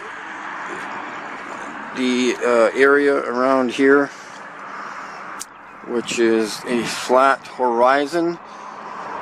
Everywhere on the southern part of Saskatchewan is visibly flat. Yes, because you live on a giant ball that's not the size of a beach ball. As you can see, the horizon is flat from basically 360 degrees. I cannot turn because I got a hill and an overpass beside me here. But yeah, the horizon here in Saskatchewan is exactly what we call it, the flat horizon. It does not curve or bend anywhere around me. And we wouldn't expect it to either, Mikey. The tripod here, and we'll zoom in to the hills that are 55 kilometers away. So we are going to point, let's go this way a little bit.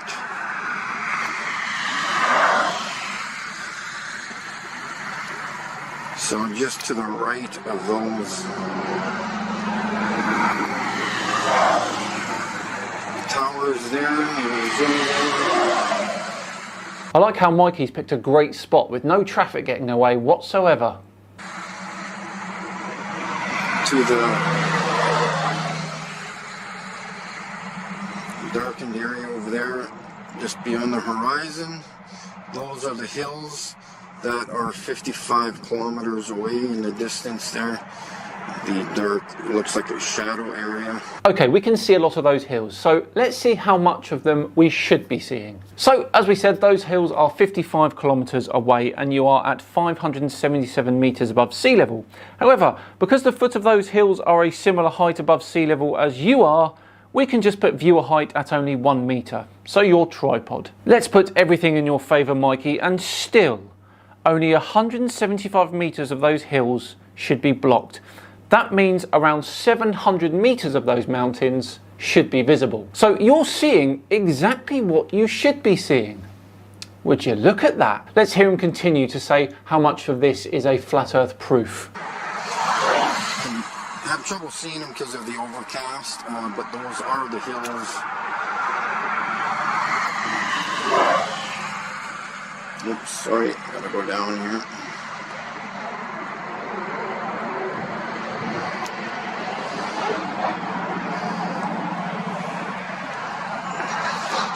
So I'm gonna get McToon to explain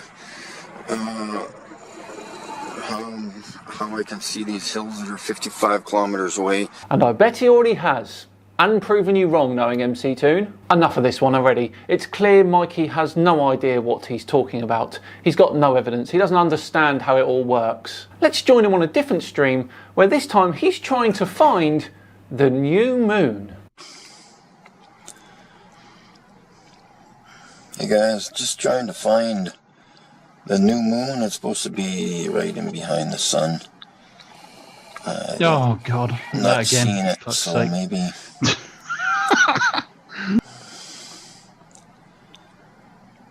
Better chance later in the day or a different month. Okay, first off, the moon is never going to be behind the sun. That's not how new moons work, buddy. And secondly, it's almost impossible to see a new moon. There's no light reflecting off the surface that's facing us at all.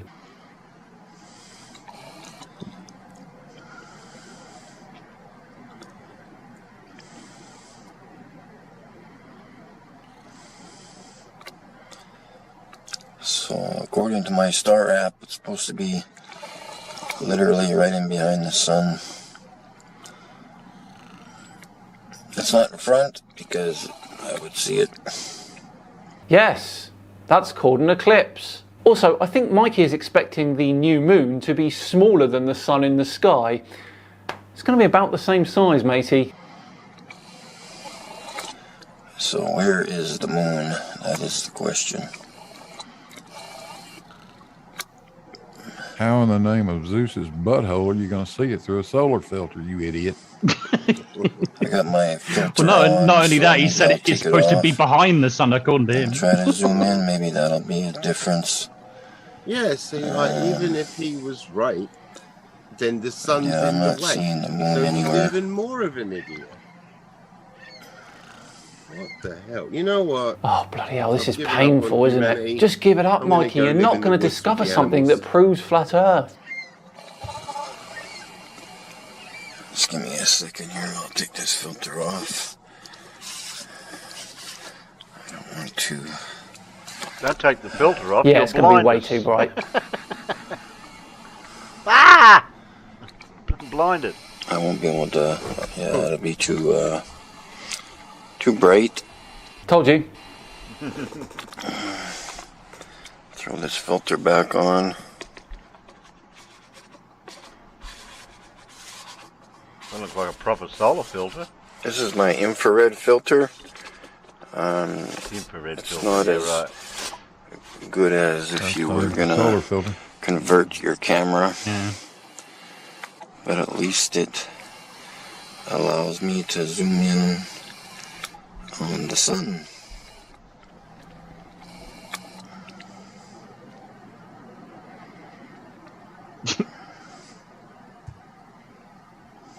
What does he expect to see? I don't. So I'm not seeing any evidence. He's looking for the moon. Of I know the what he's moon. looking for. Mikey, come on. This is a colossal waste of time. I could try next month or later in the day, see if the moon has changed position or come out Come out from where, Mikey? It's not playing hide and seek. from behind the sun.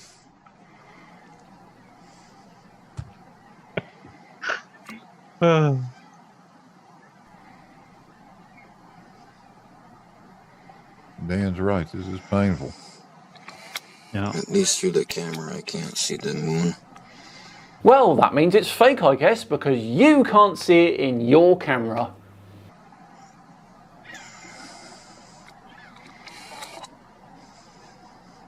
So yeah, there's your sun. And it is not 93 million miles away. Good luck trying to prove that one. I'm glad you asked, matey. Watch this space on that one. Well, there we go, a fascinating look into the world of the flat earther known as Mikey Smith. And as per usual, not much going on, is there? He has proved once again that he doesn't know anything. Really, Mikey? Just give it up. Well, there we go, another Flat Earth Friday, all done and dusted, all wrapped up, all good to go. Thank you so much for watching. It truly is appreciated. If you enjoyed it today, then please do consider hitting the subscribe button and hit the bell as well. And if you really enjoyed this one, click the like button too. Just enough time to once again thank Raycon for sponsoring today's video. Remember, visit buyraycon.com/SimonDan to get 15% off your first purchase of Raycons. I've been Simon Dan. Have yourselves a great weekend, and I'll see you tomorrow for another Misconception Mini. See you then.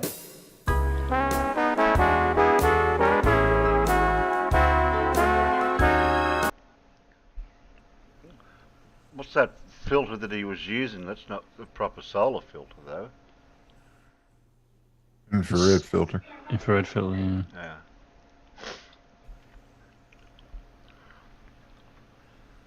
Just classic Flurf stuff. Like they think that everything all revolves around the same ecliptic plane. You know, everything's all completely level with each other, and you know, there's no different orbits or anything like that at all. You know, or inclinations or anything like that. It's just yeah. SC Montreal tried to do the same bullshit. Yeah, he did, didn't he? Yeah, about a year or so ago, didn't he? Yeah. Yeah, he had a proper solar filter on it. Problem was, he was looking about like Mikey was at just the sun. And the moon, if he would have bothered to pull up stellarium, the moon was a good 4 or 5 frames off and up to the left. So, you know, it's hard to see the moon when you don't point the damn camera at it. Yeah. And the moon would be so light in the background compared to if you're using a filter, you're not going to see the moon. Didn't you had a debate with him, didn't you, about it with SC Montreal, didn't you, Blue? I think, if I remember rightly. Yeah, about that. And he was laughed off the court, as it were. It's quite a trick to actually get a picture of the new moon. At the moment of the new moon, that's very difficult. Especially if you're not pointing it in the right direction. Yeah.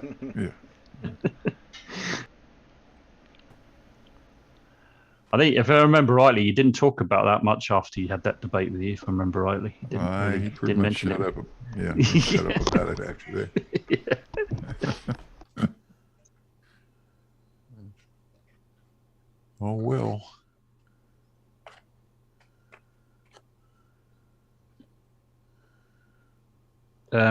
Has MC Toon responded to that? Do you know? Anybody know? Nope, I had to change my headphone batteries. I'm sure he will. Unless he's got some other better content to talk about. Well, that seems to be a lot for this week. Unless you've got anything else for me, that's about it. Well, how'd your live streams go, Blue? Anything interesting happen? No, nothing. Nothing too outrageous. We had Brian Leakey in one day, and that turned into the Sean Hawkins Brian Leakey screaming match. Yeah, those two go at it, don't they? Did he call Brian Leakey a liar like he called Bandy a liar? Oh yeah, he tried that too. Well, yeah, we had Bandy get into it with him too, didn't we? Who, Bandy and who? And Sean. Sean, really? Yeah, we had Bandy on the last stream. Spoke to Bandy for a long time. I don't think there's many people that Sean doesn't piss off. Yeah, on both sides as well. to be honest. It's a talent, you know. But he should have a lot more subscribers than he does. Well, No.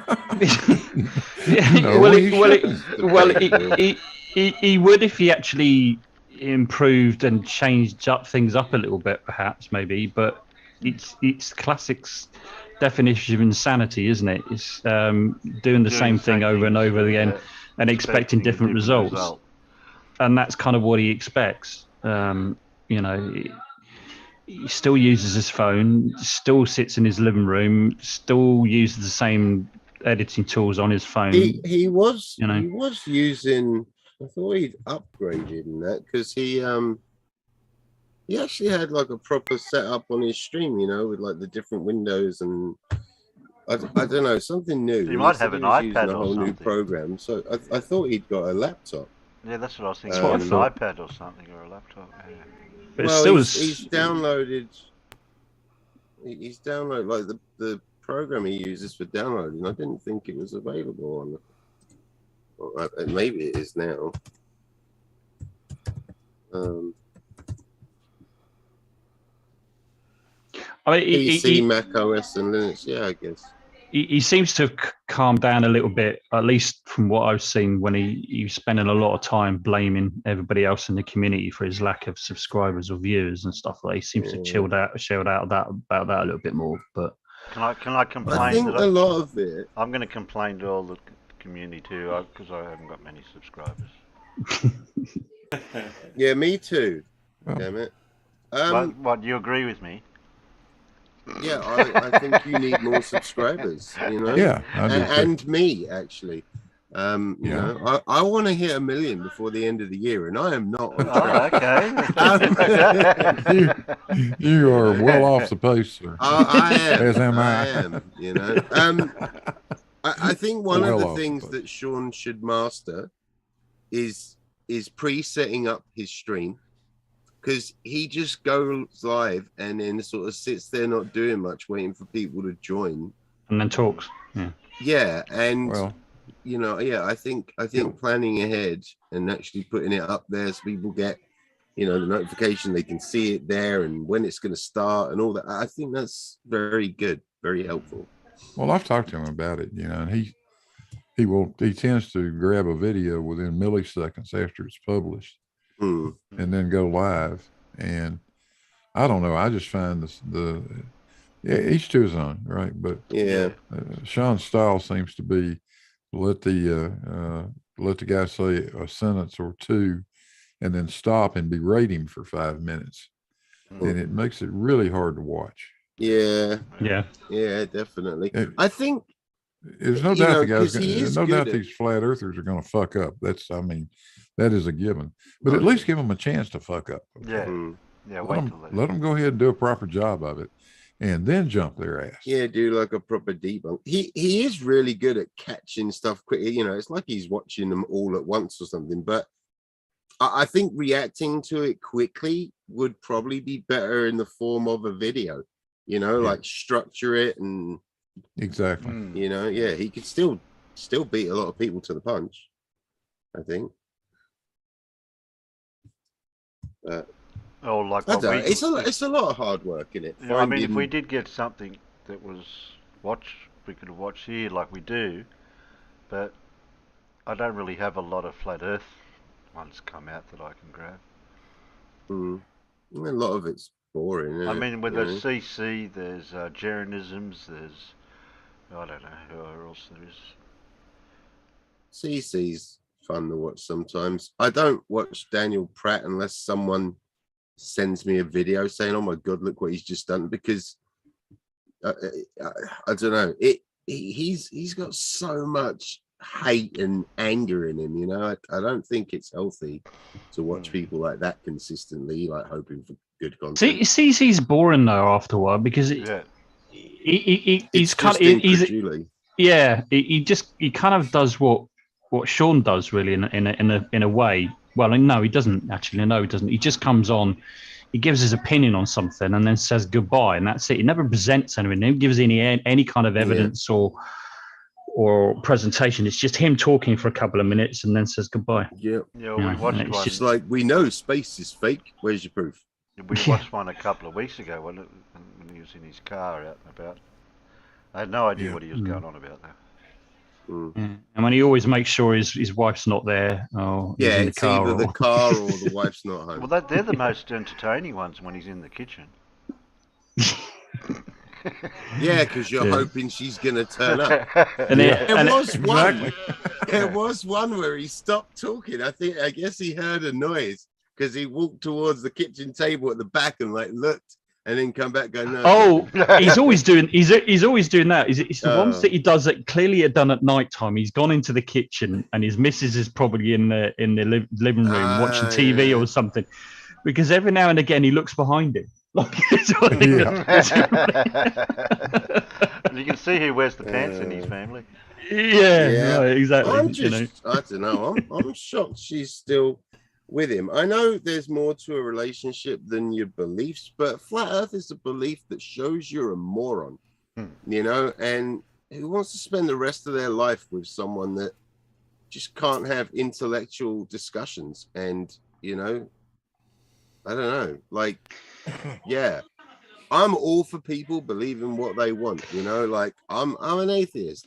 I'd happily date someone that believes in a specific religion. Have your own beliefs. But I would never date a flat earther. Sorry. I had a friend that sadly is no longer a friend because she got, well, it all started off, she got kind of into these people that were campaigning for the legalization of cannabis, which is fine. I don't have an issue with that at all. That's all good. But the problem is the people that she hung around with were kind of pretty much conspiracy theorists and all kinds of different things. And it started off with anti-vaxxers. She became an anti-vaxxer, and then it moved on to some other stuff. She's been dabbling in QAnon stuff because she was talking about stuff that QAnon would say, you know, really sort of like really deep down the rabbit hole. And she's very, very much a flat earther now. And I haven't spoken to her for quite a number of months. And it's sad. But the problem is, you see, she also has mental health problems, borderline personality disorder, anxiety, and all those kinds of different things. And it's kind of like a worry because I think it's going to make her a whole lot worse because she's going to get to the point where you see a lot of flat earthers with mental health capacity is they don't seem to completely lose touch of reality. They don't realize what's true and what isn't. And it fucks them up. And it really does. I've seen it. And it's starting to happen to her now as well. It's sad. Really is. Yeah, and I've lost a friend because of it. You know, CC believes in like basically any, I don't know. Well, a lot of conspiracies. Like I think his ones are mostly the ones that center around the government being dodgy. I mean, you know, there's the chemtrail one. I know. I mean, cloud seeding was a thing, wasn't it? At one point, like there still was. Is. Oh, it still is. All right, but it's not. It's not chemtrailing, is it? Like it's no. Geoengineering is a thing. It does exist. Yeah. It's just that they're not doing it globally all over the world all at one time, or trying to poison us or anything like that kind of bullshit. You know. Yeah, we've had. I mean, cloud seeding is real. Used to this day. It's used frequently to great advantage at times, and once in a while. For some very nefarious reasons.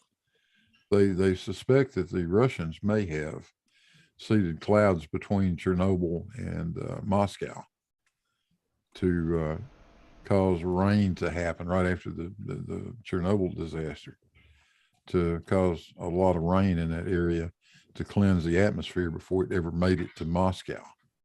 That's a true story. All right. Okay. I didn't know. But nobody can prove that's what happened. But the rain pattern just didn't make any sense.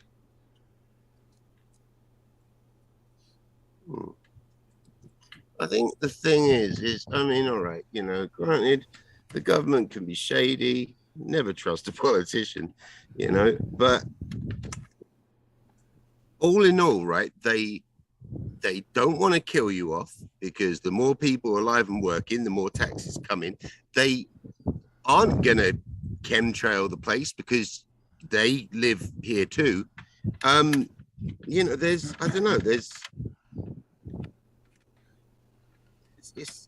You're talking about the why of all these things actually happen. And that's quite often the case. If you try and tie them down to, well, why would they be doing this? They find it very, very difficult to answer that.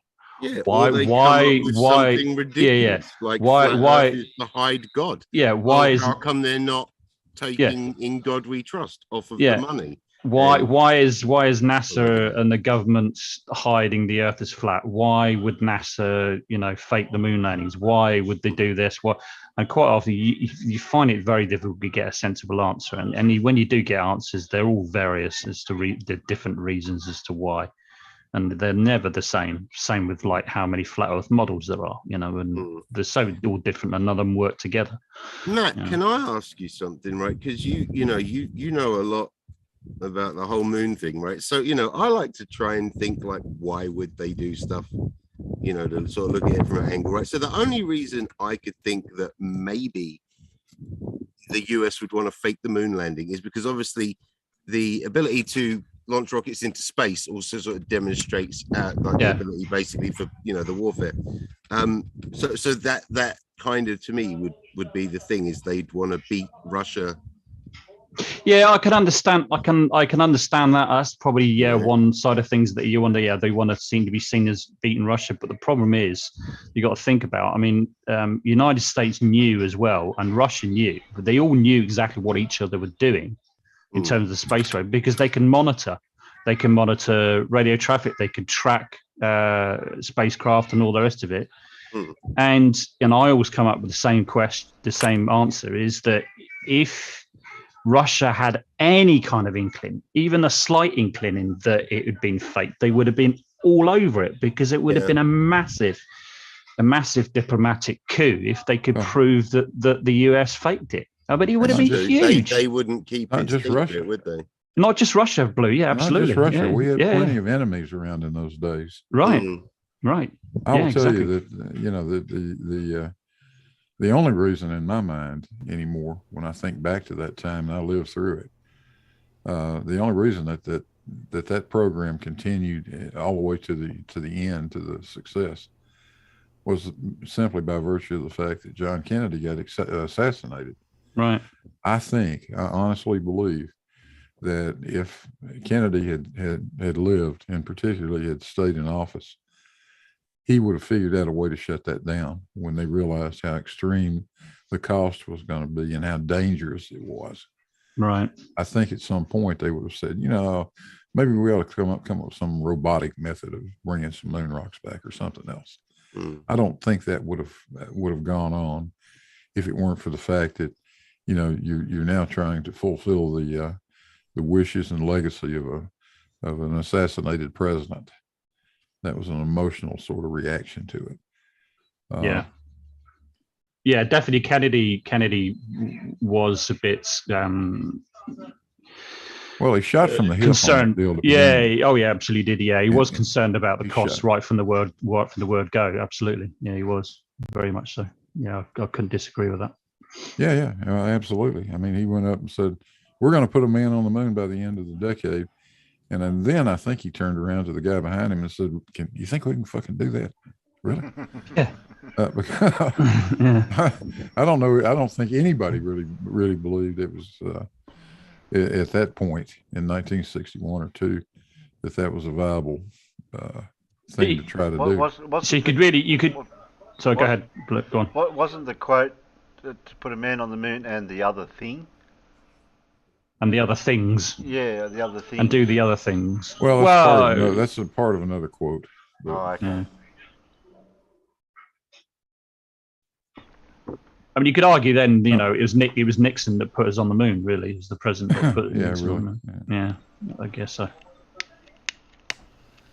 What I find that quote was, we choose to do that and the other things, not because they're easy, but because they are hard. Oh, okay. Now that's got to be one of the very top stupid ass things I've ever heard anybody say. What the fuck are you talking about? We're going to do it because it's hard. Yeah. That's a great reason. Inspiring in a stupid way, though. I mean. Well, I mean, it was. Well, Lots of things are hard. Let's make gold out of lead. That's pretty hard. Well, I mean, it was. I look at it as Kennedy's way of saying to the Russians, "Look, we're going to achieve what's seemingly impossible." I think that's basically what Kennedy was saying to the Russians. It was just gigantic. I mean, the US would never have gone to the moon if there wasn't a Cold War. Let's face it. That's the only reason why we went to we probably wouldn't have actually got to the moon probably until the 80s or 90s if that hadn't happened. Possibly even 2000 and onwards. Who knows? That's the only reason why it really happened when it did. That's right. Yeah. That's exactly right. It was a proxy war. Absolutely. Yeah. Well, you know what I find incredulous? I find incredulous that these flat earthers, right, that they claim that they represent the cream of the intelligent people that have figured out that everyone's lying to them and stuff like that. And yet, look at the age of most of these flat earthers. What have they been doing for the last 40-odd years of their life? How come it took them so long to come to the conclusion that apparently everyone's lying to us? What, did they just believe for the last 40 years that everyone wasn't lying to them, and then all of a sudden they've come to the conclusion everybody that suddenly everyone is lying to them? Yeah. If they're so smart, how come they can't map it out? How come they're so crap at math? Oakley, Riley, and Whitsitt. Well, Paul, I mean, that's something I've said quite a few times too. Yeah, I just find it amazing that these guys, I mean, I can see this with an 18-year-old kid who can, will say all of a sudden, I've gotten smart and you guys been fooling me. And I caught on to you. But how, if you're 45 or 50 or 60 years old, how do you reconcile that in your mind? How do you feel good about yourself saying, hey, I realize that I let you smart guys trick the shit out of me for 50 fucking years, but now suddenly I've become smart because some guy on the internet told me. What? Yeah. What thought process brings you to that point? Yeah. If an 18-year-old came out with that, I would instantly figure that the school system failed them in some way. I'd like to think it takes at least a few years for them to forget what they've been taught, and then. Or maybe they just never understood it to begin with, I guess. That's where I think it is. Because it's once you forget, I mean, clearly they've forgotten that, like, every kid in school learns how to calculate the bloody circumference. Not everyone is good at, has the aptitude for the science and the math and all that, and that's the ones that are more susceptible. I was not really that good with it. Susceptible to be a flat earther. But I wasn't that good with it, but then as I got older, and especially now, once I got interested in the subject, like, I guess now that it interests me more, like the first thing that I wanted to do was actually relearn trigonometry and all this stuff so that I could actually work it out for myself. So how come they haven't? I mean, a big part of it is them not trusting math, which that still blows my mind. Like, to think that math can deceive you, especially when you can basically create a lot of the equations for yourself. Like, you can take math almost to its simplest form and then work it all out yourself so that you are confident that the numbers aren't lying to you. Like, it just, that's probably the biggest thing I don't get is the just not trusting calculations and stuff. I think critical thinking comes into a lot of part of it too, because they'll just be blind to what's logical and what somebody else has said in their flat earth community, and they think that they're telling the truth, because it's like a religious theme, so to speak. To have it as a belief, with the skepticism and all that stuff, it's conspiracy theory and all that thrown in. Going back to what Blue was saying about people suddenly realizing that they're being lied to in their 40s or 50s. The prime example of that is Bill Casing, right? For those of you who don't know who Bill Casing was, he's seen as the father of the moon hoax theory, who wrote the book, We Never Went to the Moon. and he was in his mid-40s when he had this kind of, I don't know, mental breakdown, and then started coming up with all these different theories, and then wrote which was originally actually We Never Went to the Moon was originally a pamphlet, and it sort of went into a book. But yeah, it's the same sort of process. Blue's absolutely right. What the hell went through his mind that he went drawing to that conclusion that he decided that, started telling all this horseshit that he was involved with the development of, the F1 engines and all the rest of it, which is absolute horseshit. He wasn't. And you're absolutely right, Blue. It just seems to me when middle-aged people suddenly start realizing they think they're being lied to. Yeah, where does the fuck does that come from? Like the woke society, isn't it? Isn't that what they call it? The woke. Yeah, group, the woke society, the woke movement, the woke people. Well, Did sort of. this book ever become a movie? Because if not, I don't trust it. If it's not good enough to make a Hollywood production out of, then it's clearly bollocks. Well, Bill Casing's story of his life actually is actually quite interesting once you actually look into it, and as to what he was involved with and how he kind of developed from that, and the people he met and all that kind of stuff. It's kind of interesting. It would make quite a good movie, I think.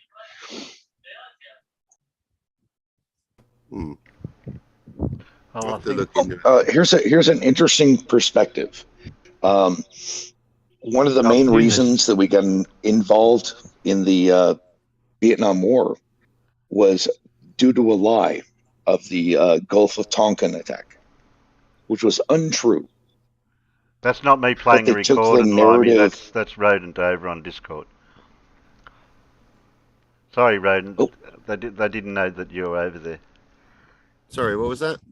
That's Rodent over in Discord. Rodent, no last name. Oh, right. Cool.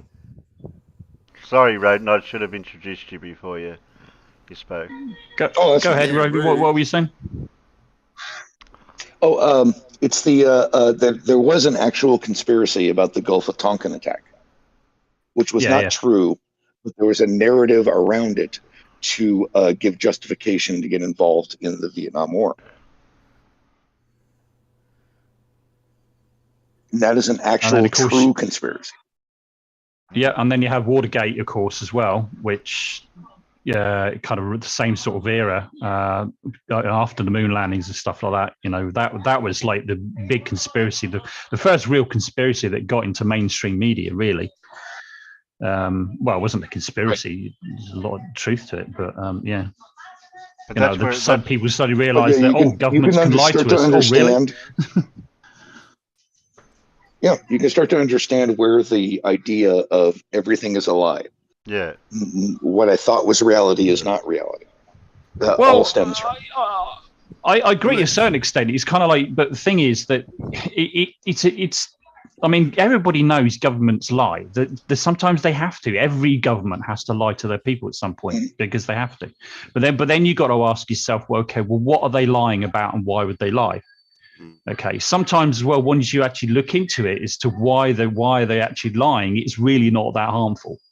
There is no big conspiracy and all the rest of it. So then you got to sort of say to yourself, well, what are they lying about? So, but then you got this other kind of people go to that extreme. So, well, if the government are going to lie to this, they must be lying about everything.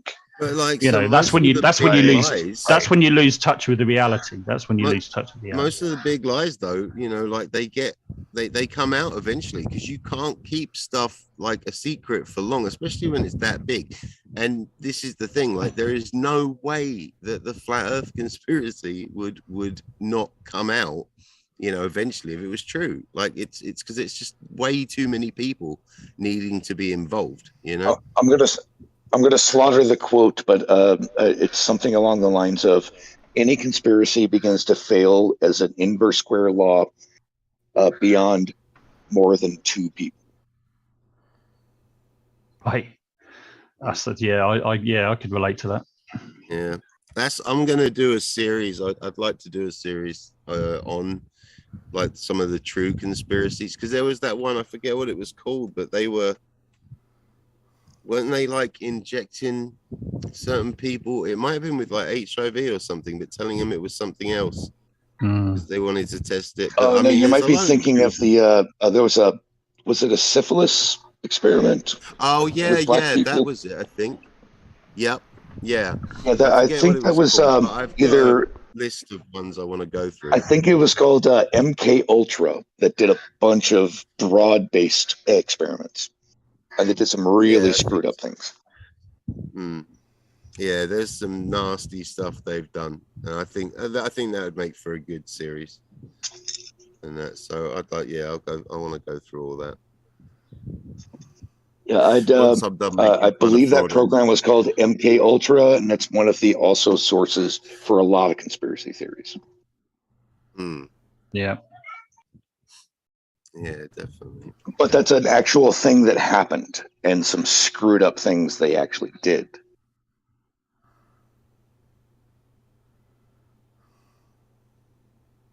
Can we But finish there's up now? also documentation. Oh, sorry. No, there's documentation to back up that conspiracy. No. Yeah, we could make a whole show on just conspiracies. We'd have to do a bit of homework for that one. You're going to do that for me, Limey, are you? I'm going to do it for my series, which you'll be more than welcome to play on here. It's going to be a very long thing. Like, I mean, it's going to take me months. I don't know if I'm going to work on it in the spare time and release it all, like maybe day after day as a series, or if I'm just gonna. Yeah, I would make it, dude. I would make it as a long-term series, right? Because then it covers you for a while. Some videos, ideas for a number of months. So you could just do one a week. Just do like that's it. I'd have to drop down because the research. A 20-minute, a 20-minute video. Yeah, a 20-minute video a week would be more than enough. You can cover a lot of stuff in 20 minutes, dude. A lot of homework. You can cover a lot of stuff. Googling. Yeah. Feedback. You can get feedback from the people watching your series. Right. Oh yeah, definitely. Yeah. So as you're going along, you can sort of see it. Yeah, it's the ones that are spread out seem to work better rather than sort of like one big document. Documentary sort of thing. Like, I like the idea because I'm always trying to improve my editing game, and something like that, to make it like a proper. Where it looks like almost like a proper mini documentary thing, like I'd want to put like a lot of B-roll, showing stuff that happened. If I kind of brand it and stuff, make it all look the same. So each one you do for the series, so people recognize it as the series that you're working on. It's all part of that series. I want it to look like something that could literally be on the telly. I want to try and make it that. Well. Don't. Yeah, I mean, I wouldn't give yourself too high expectations of it. No, that's what I do. You beat yourself up though, because if you put so much effort in it, doesn't go. I'm delusional enough to believe I succeeded a lot of the time. Yeah. So yeah, I can convince myself otherwise. We'll support you all the way. Yeah, absolutely. Guys. Okay then. On that note, I better wind up. Yeah, I've got to wind up, Roden, and we've already been gone for over 4 hours. Yeah, I've got to get back to work. Yeah, we're running into overtime. Hey, get the hell out of here. They will. They will. I'll boot them in a sec. Alan, you can stay in Discord. We're all going to be coming over there in 2 seconds, or 5 to 10 seconds maybe. Alan's muted, so he might have fell asleep or something. So I don't know where he is. Oh well, thanks, Alan. Thanks, Limey. Thanks, Blue. Thanks, Harold. Thanks for having me. I can't read the right last name. Yuri. That's Yuri. It. Thanks, Matt. Who do we have out there? Judy, 9 o'clock, Biggest Doggers. Roden. Oh, Roden's out there. What are you doing out there, Roden? He's both. He's everywhere. He's everywhere. Triggered Limey, he was out there. From the inside and the outside. Truth Nerds. Crumpy Old Gunt. I love that one. Judy Bassett. I've got to scroll up further past now to get to the people we had.